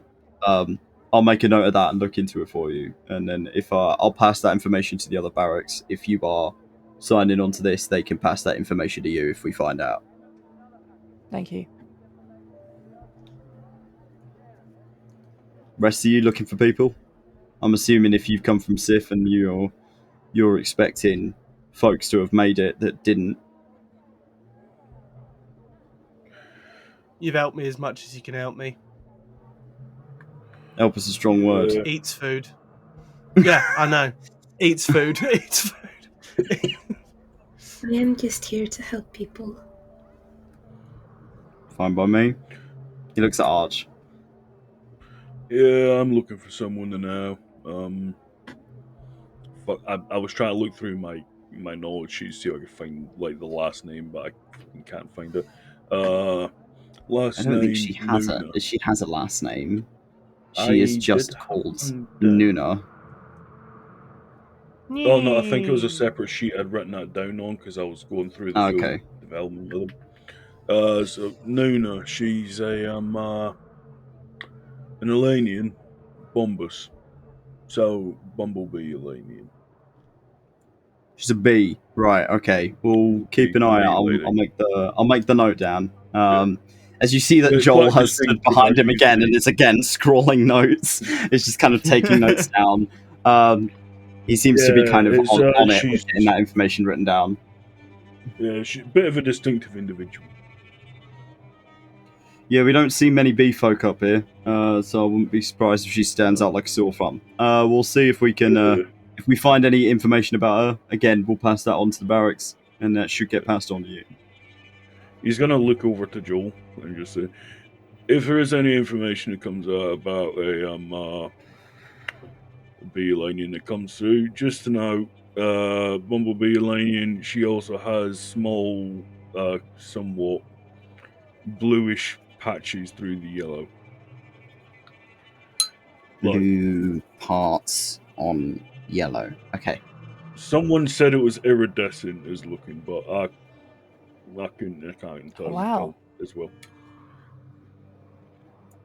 He only just clocks that you're an Asmoth and is like, right. As he kind of like then makes a note of that. And then kind of looks at you and has a bit of a pout on his face. Not that you can see it from the distance you're at the moment, but you can tell he's looking at you. I've heard about this. It's what's the word for it? Domhan. Are they your Domhan? Yeah, is that them it? are Dom. Right. Okay. Yeah. As he kind of writes that down, and you watch as the captain kind of straightens up a little bit and looks towards Arch, as he's now aware effectively somebody's carer is now missing on the ring, and he's like, oh, okay. He's like, yeah, no. He seems to sort of take that almost like, oh, okay. Yeah, we'll make sure that gets looked into. They do seem like genuine in the way that they are getting things noted down, and everything they've said to you is honest. But he's just a bit of a knob. Artorius does come across as a bit of a dickhead. Whereas that doesn't seem to be the case with every Syndicate soldier, as you've met Percival, who was lovely, and Joel, who's just a private who's just doing his job. So there are plenty of people in the Syndicate who are not bad people, but it seems like the higher up the chain you get, the sharper they get. Which is not unexpected. Joel, do you want a sandwich? Oh, what kind of sandwich? Like little bits. Having a Captain, bitsy permission for a sandwich. sandwich. And it's like, Artorius looks at him like, what? He's like, yeah, eat a sandwich. I don't give a shit. You're on break. And he's like, I'm on break? Oh, great. Yes, I'd love a sandwich. And he folds the book up and puts it on his hip. This is like Harper's like sort of tension release moments. It's just sandwiches right now. You want a sarnie, mate? All right, I got you. Yeah, I got you sarnie, yeah. Chip Fucking butty hell. on the way. Shit, buddy.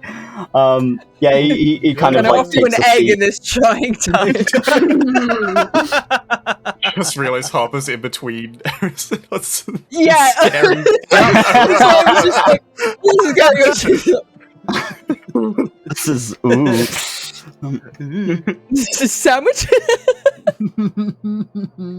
We'll say that in over the time that you guys are having something to eat and kind of having some light conversation with Joel while he's on break, Hudson, you've explained your findings to the captain, and Captain Artorius organizes getting your report sent up to the Syndicate ahead of you, so effectively being sent towards the Citadel before you get there.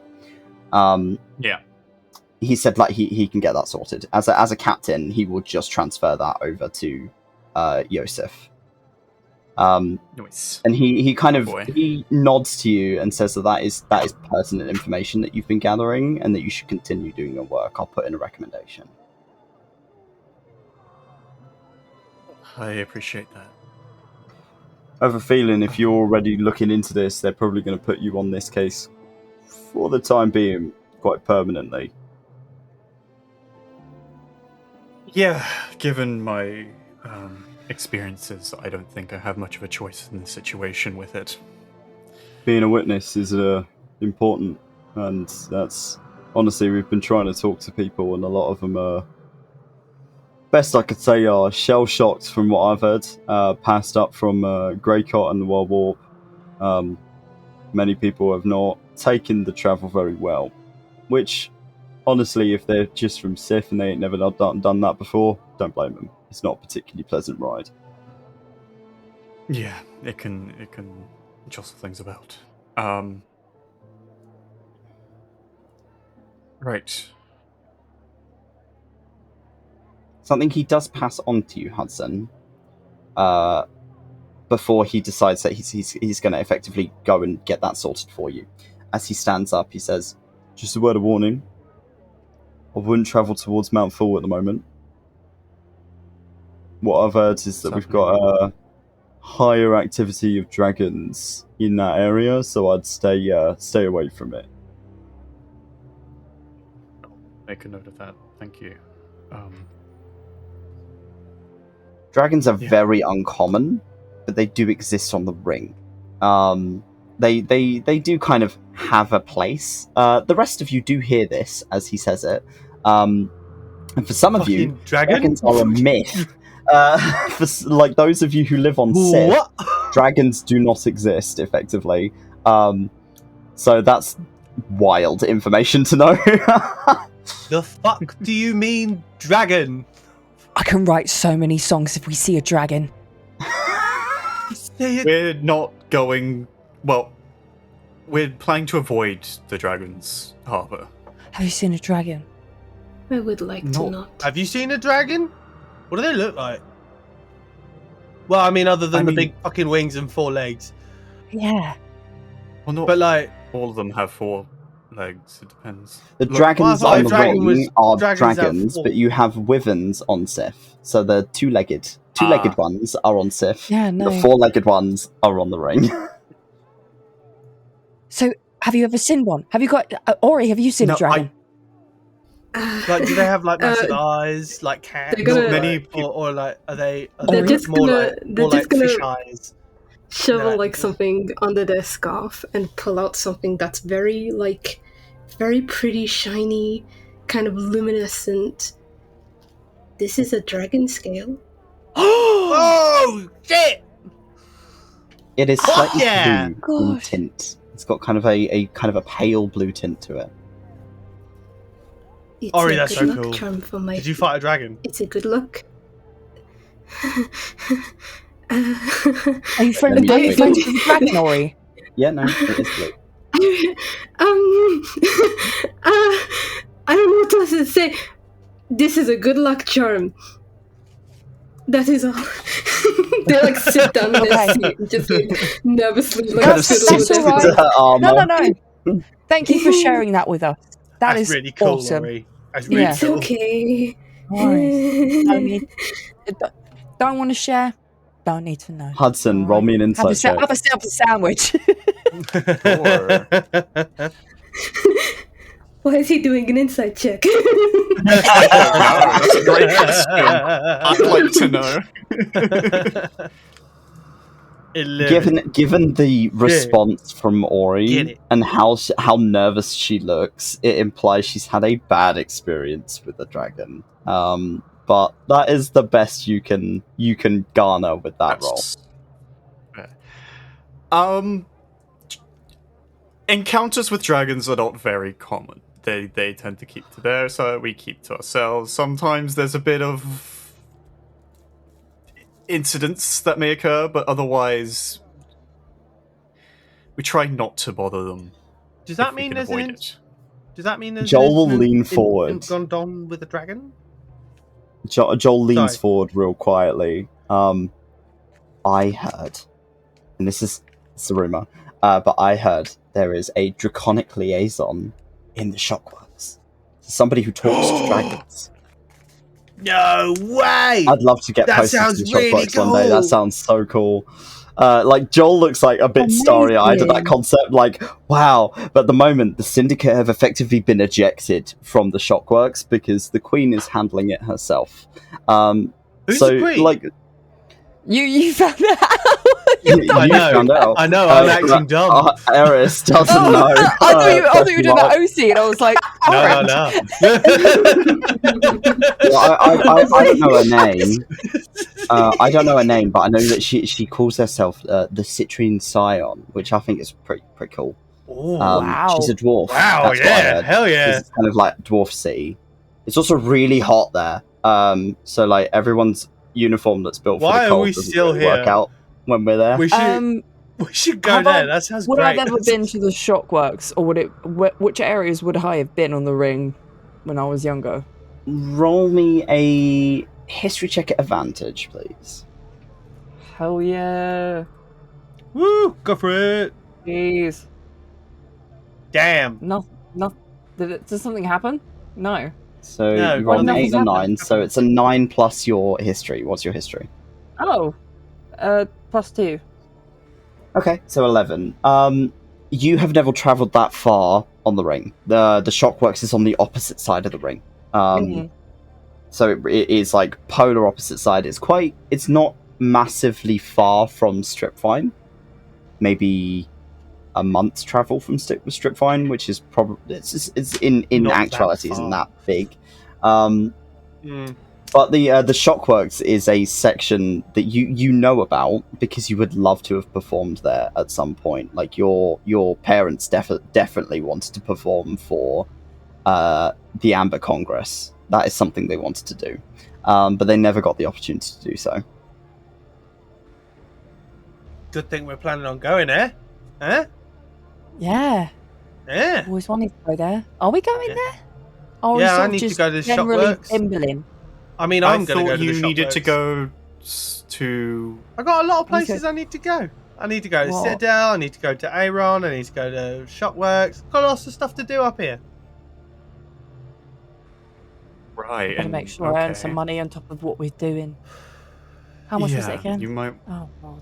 Gold a day. Well, maybe in what? 3,000 days? I'm gonna have the money. You'll be able to pay for your sister to go to 3,000 school. Yeah. Unless she gets a scholarship, but you know, let's take one thing at a time. What I just do a lot of performances. What do you need 3,000 gold for? Oh, my sister wants to go to the university.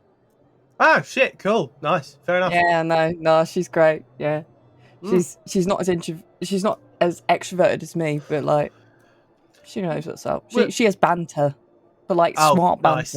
Yeah, Nice. Yeah. Well, you She'll know hit what? you with like a smart jab, but it's like we'll see about cutting down that 3,000 days. I think, like we can make that shorter. yeah. There are other ways on the ring to make money, but at least that will Feet contribute. pics. If you are Don't- no, Sorry. No, just get a job. Why? Why? Sorry, it's been an intrusive thought day. Jesus. Stunning. Christ. Yes. most of your Preserve. average jobs are not going to pay even close to the amount that will save up for 3,000 gold. No, but Thank fuck we're not I'm average self-employed. people. I'm just self-employed. Most average people will be lucky to see 5 or 6 gold in a year. Good thing we're on a You're place- already carrying more than Filled with that. rich You're people. doing great. Hudson's amount of money is well above that, but that's because he works for the syndicate, and the syndicate pays very well. Or at least Donations. comparatively. He also didn't bring most of his money with him. Yeah. So we're just going to stop off by your house, right? I'm joking. Hudson, please. Making a lot of assumptions. I'm joking. I love this relationship. It's so Making a lot of assumptions. Captain Artorias will kind of give you a bow and say, like, think about my proposition.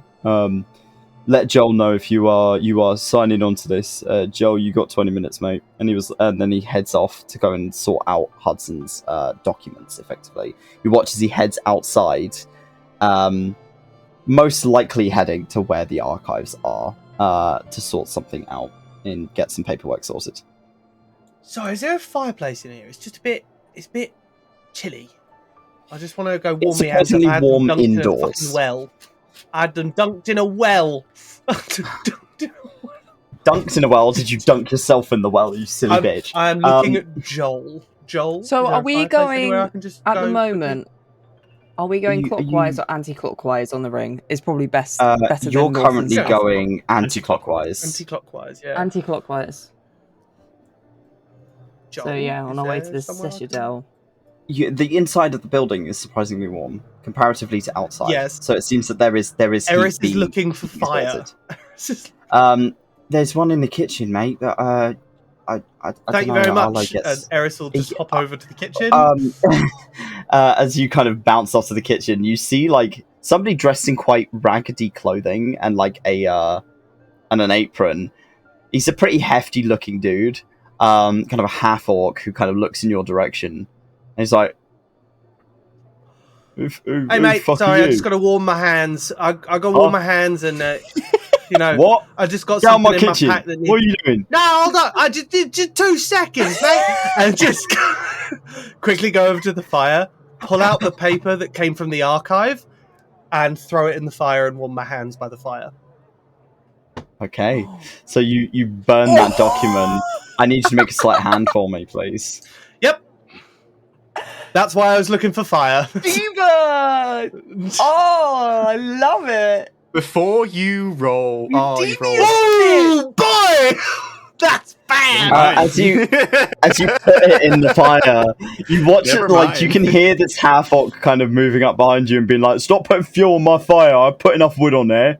Fuck off, yeah." I'm sorry, mate. I'm sorry. I'm gonna close the fire Hudson's up. gonna come in with all the commotion. She's like, "What fucking berserk, Eris? What are you doing?" I'm sorry, I got really fucking cold hands, and I just, I thought maybe the fire was dying a bit, so I put something on it. Nah, it's fine. Go I'm hoping go that sit at the table. There are document flames is there. gone. I I will scoot my way out and sit back down. Cool, my hands are nice and toasty now. I could have just held them again if you want to. Thank you, but I think they needed a bit more of a dramatic warmth, like fire is like your warmth is dramatic, but like that fire Thank was you. cookable fire, This half orc is now looking at you, Hudson, like, "Get out my kitchen, yeah." No, I'm making my way out. I'm just like, I'm so sorry. He's an idiot.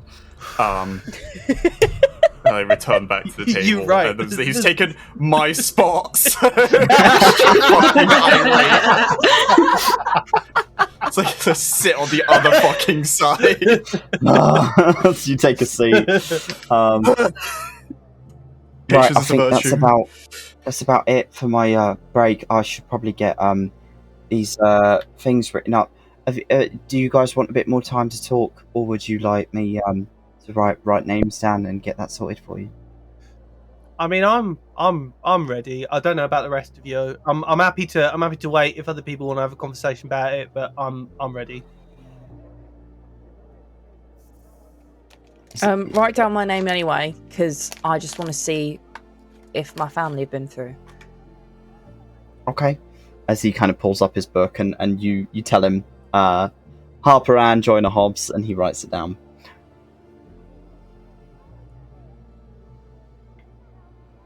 What about the rest of you? I mean, Mr. Hudson, I'm sure that information will get passed on, so I don't necessarily need your name.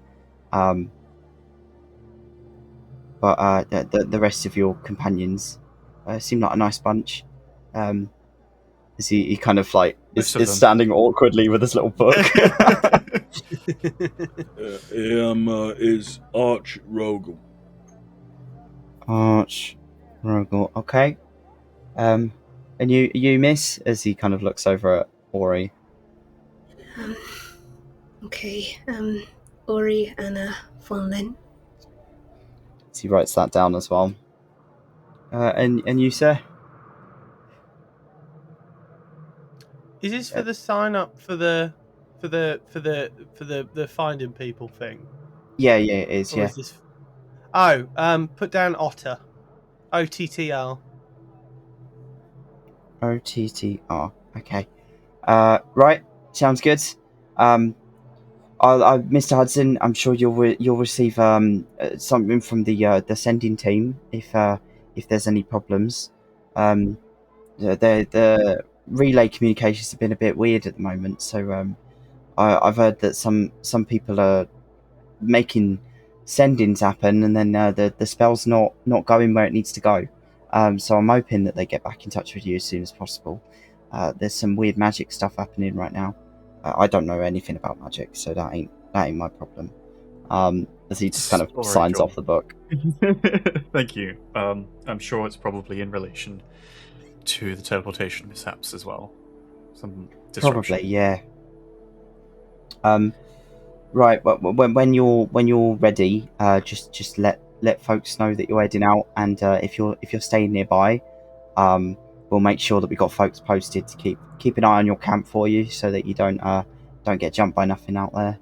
Because I'd feel real bad that we aren't able to house you right now. We'll do our best. As he kind of sits himself up a bit straighter, and we'll salute you. And You're doing plenty, Joel. Okay. As he kind of and we'll kind of head out. But he leaves you to chat if you guys want to spend a little bit more time here, or if you want to head back out. I need my documents. Oh yeah, you should probably He goes and gets those. Stop! He will go and get those for you.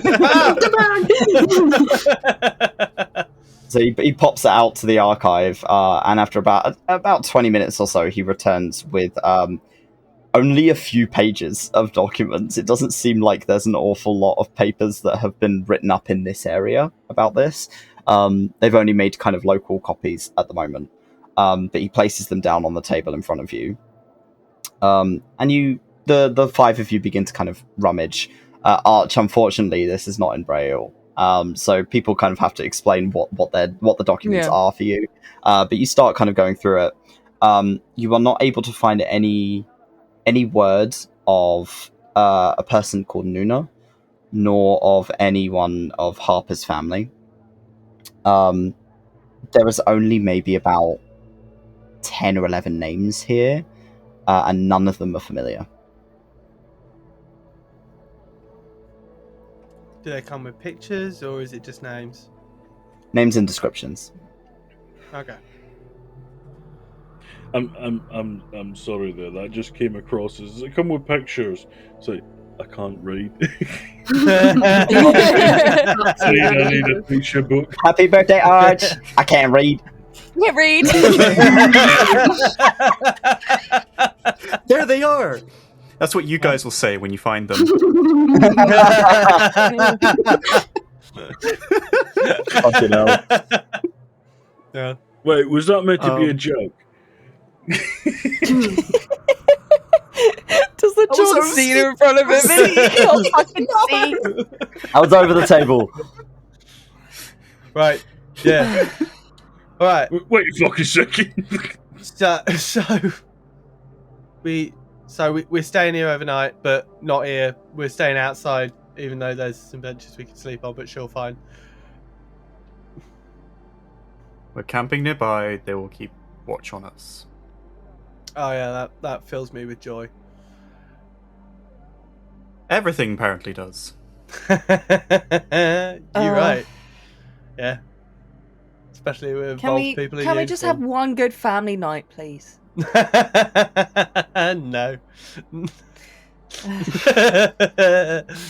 I'm joking. We'll have a good one sometime. We'll see about that.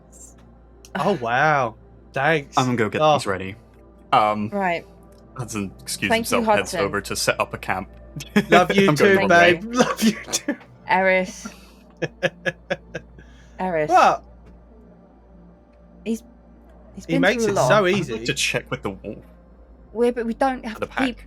Literally a couple of days ago, his mate got chopped in half. Yeah, his mate did get chopped in half. Do you know what his first words to me were? You work for me now. Not that exactly, but it was you now have to work for me. Those were his first words to me. So Really? yeah, I don't have much love for the man. You know, it's words to those effect. It wasn't exactly that, but it was Okay. you work for me now. Right. You work for me now. Look, It's like you've Eris, been collected into the thing. You've got to work for the syndicate. I'm like, no. Can I insight check that? Yeah. Please do, yeah. Yeah.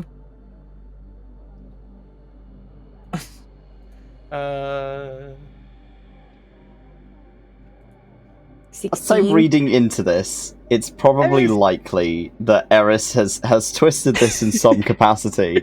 A little bit. Because you have had enough conversations with Hudson now to register that he would not say something that Yeah. Quite so. like blunt. He would probably have said something along the lines of "You are assisting the syndicate because you are assisting Hudson," which in part is a representative of the syndicate. But Eris seems to have twisted that to their own degree, the way that they wish that to have come across. Yeah. Yeah, that's okay. Eris, And yeah. look, And then they continue going on about. They continue to prove to me that they don't give a shit about me or people around. You know, it feels, you know, I'm having a hard time seeing past the uniform because the uniform keeps looking at me, not the person. And can I be more blunt for you? Not in a horrible way. I don't for want to be nothing less. Okay, yeah. I think you are letting that uniform get in the way of what Hudson has actually done for us. Hudson led us through to here. If Hudson wanted to get rid of us, they could have easily fucked off and left us for dead out in those woods. And you've got two opposing sides. You two are very different personalities and want different things, and that's fine. But if we are going to be looking out for people, we need to make sure that we are at least on, you know, a conversational level that's not going to turn into an argument all the time. You know what I mean? And you can do what you want when you go and leave and stuff. That's fine with me. You know what I'm saying? If Hudson wants to talk to the syndicate, I don't know much about the syndicate. That is also fine, you know. But we've got to be together in this. And Hudson did lead us here when Hudson could have just gone, "You're off on your own." You're right. Okay. I'm not saying you need to fall in love with Hudson. I'm not saying that you have to make friendship bracelets. Maybe. I'm not saying any of that. But I would like a friendship bracelet from Ori. To be fair, I'd be down for a friendship bracelet from Ori. That would be. We very just have cool. to work together, okay? And I would like that to be an outcome. I'm not saying don't be you. If you want to do something, I don't know, run off into the dark and take your shirt off or whatever you're doing, I don't mind. I don't want to know. In this weather? I don't know what you do. My nipples will turn into mountains now. That is true. Yeah, it's bloody cold. But, you know, we got to find a way to move forward. I love all of you on this certain extent that I've known you for a few days, and the trauma we've been through is a lot. Yeah, it's fucking a lot. And we need to do this. Yeah. Okay. You see, Joel's been kind of eavesdropping your conversation a little bit. And as you say, like, we need to get to a point where we, like, know each other, and you say, "I don't really know what you do," to Eris. Joel kind of very quietly will pipe up and say, "Maybe you guys should get to know each other a bit better first." I would like that. Yeah. Good point, Joel. Sorry. And he immediately heads down. He's like, "Oh," and then goes back to work. Yeah, I think Eris does like look at him like, "Whoa, okay, profound." Props on the hearing skills, dude. As he shuffles off. Joel's gonna make it far. I understand that feeling. Don't make him feel bad. A good sense of hearing for a man with a helmet on. Yeah, it's I'll give great. him that. But yes, you're right. I give him a hard time. I do. It's fucking hard when all my life the only people in uniforms who have ever done anything good have been the people who've been wearing the same uniform as me. Because the other ones are just fucking raked everyone else across the coals. And they're Harper, guards. They're meant to be people who are supposed to look after Arch, you. the three of you, roll me a history check, please. As Eris mentions the same uniform as me. Eris is still wearing their long black jacket, but it is open a bit. Like, it's like we've come in from the cold. You can see a peak of the yellow, you know. Yeah. Would Archibald be able to see that? Arch has I could seen see them fucking effectively colour without or their. Yeah, they could see color, and Without they've the seen it jacket on, without the They're jacket close on. enough. Okay. Harper and Ori, the fact that now you've effectively been clocked into that Eris is wearing a uniform. They're a part of an organization. You didn't know that. You also don't know what that organization is. Like, that is not something you're aware of. Arch, you've been around a bit. You've also came with Eris to do stuff. Yes, you've done a little crime bimble with Eris. You're kind of thinking back about like that color specifically, and like organizations that you've heard of or know of in different areas of Sith. And I'd say that you do know of a group that is kind of a vigilante group that have small, almost like sects of themselves across Sith. You don't know the name of the group, but you do know that they exist, and they often are known to be wearing yellow. As this conversation's going on, I think Eris would just notice again that kind of the same grin he was wearing the night beforehand. When he'd mentioned about cutting up the wolf. Cutting up the And wolf, he kind of gave him that grin while holding the knife. He's just like that same grin just comes across his face as he looks at him. As The knowing smile. Yeah, see, and as he does that, he puts one in his mouth and then offers one out over. Eris will take one. He'll offer one much. to the R2 as well, just out because he doesn't know if you smoke or not. He's just kind of like Oh, no, he's rolled thank up with you. I appreciate it. Yeah, to be fair, So- you've got to look after them vocal cords. That's like your whole job. Yeah, It's literally there's loads your of job, snow yeah. around. I've got loads of water going, you know. Yeah. But we should go help Hudson make the camp. Yeah, what is? Oh yeah, camp. Yeah. Yeah. Whilst Should you I say guys are sorry, kind of or packing should up I your just, bits, get on with it and treat him better, or should I say sorry and treat him better? Do As whatever we're you walking feel. out. I'm not going to make you say sorry. Like, No, you know, thank you. do what you feel is best. All right. I think we're just gonna treat him better. Okay. Okay. I would appreciate as you begin to head outside, and this time, Hudson, you've stepped outside preemptively, and you've kind of made your way over to the pack member who has been standing stoically in the cold in metal armor this entire time, and just kind of their head kind of tilts towards you as you make your way over to him. I'm about to disrupt some character growth. Excellent. I was just gonna step out and go. The drow that stepped out earlier, did he go anywhere? There is a moment where they tilt their head towards the well. Okay, I'm And they kind of tilt their halberd in that direction. Look over there. Do I recognize the other building as being It is an archive. what it is? Yes.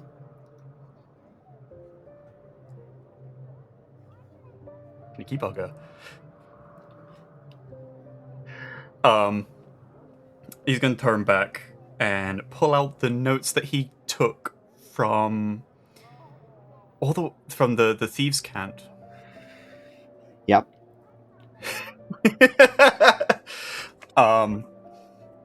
And looks at him and go, I need a urgent message sent over to the what's the name of the town? I forget the name. The one that's is it mentioned in all. Citadel? Is it where we've come from? No, Aaron. what you've crossed. Aaron. Aaron. Eyron. Thank you. I had a message regarding Aaron, specifically to Syndicate Station in the area. I suspect that there may be a Sith-related underground in that area. they just they don't respond to you, but they are looking at you very intently, as if they are taking this information in. You understand that the pack communicate telepathically with each other, so this information will be sent very, very quickly. This is and why he seems to be listening to you, as if he's registering this information and waiting for you to stop before sending it off. It'd be like, so this is like, this is what I've read. I do not recognize as ring thieves can't. I don't recognize it of any organization that we know of. It may be possible that a new ring is started up in Aeron. There is a nod, and their head tilts away from you for a moment. There is a pause, and they are dead silent. Like, the only sound they really make is the sound of their armor moving, like shifting slightly, before they turn back to you and nod again. Right. Thank you for your service, Wolf Preserve. And they will robotically salute to you, as you kind of watch. You can hear them before you see them. The rest of your party are heading outside. I'd sort of quickly make my way over as if I was picking up some things. Well, others, let's go. Hudson, let's go make a camp. Yeah, let's do that. As you all begin to head out of the barracks to find somewhere suitable nearby to set up your camp, that is where we are going to end the session. No! I'm sorry. But thank you very much for playing, and thank you for watching, and we will see you all next week or in 2 weeks' time. Take care. Bye-bye. Bye-bye.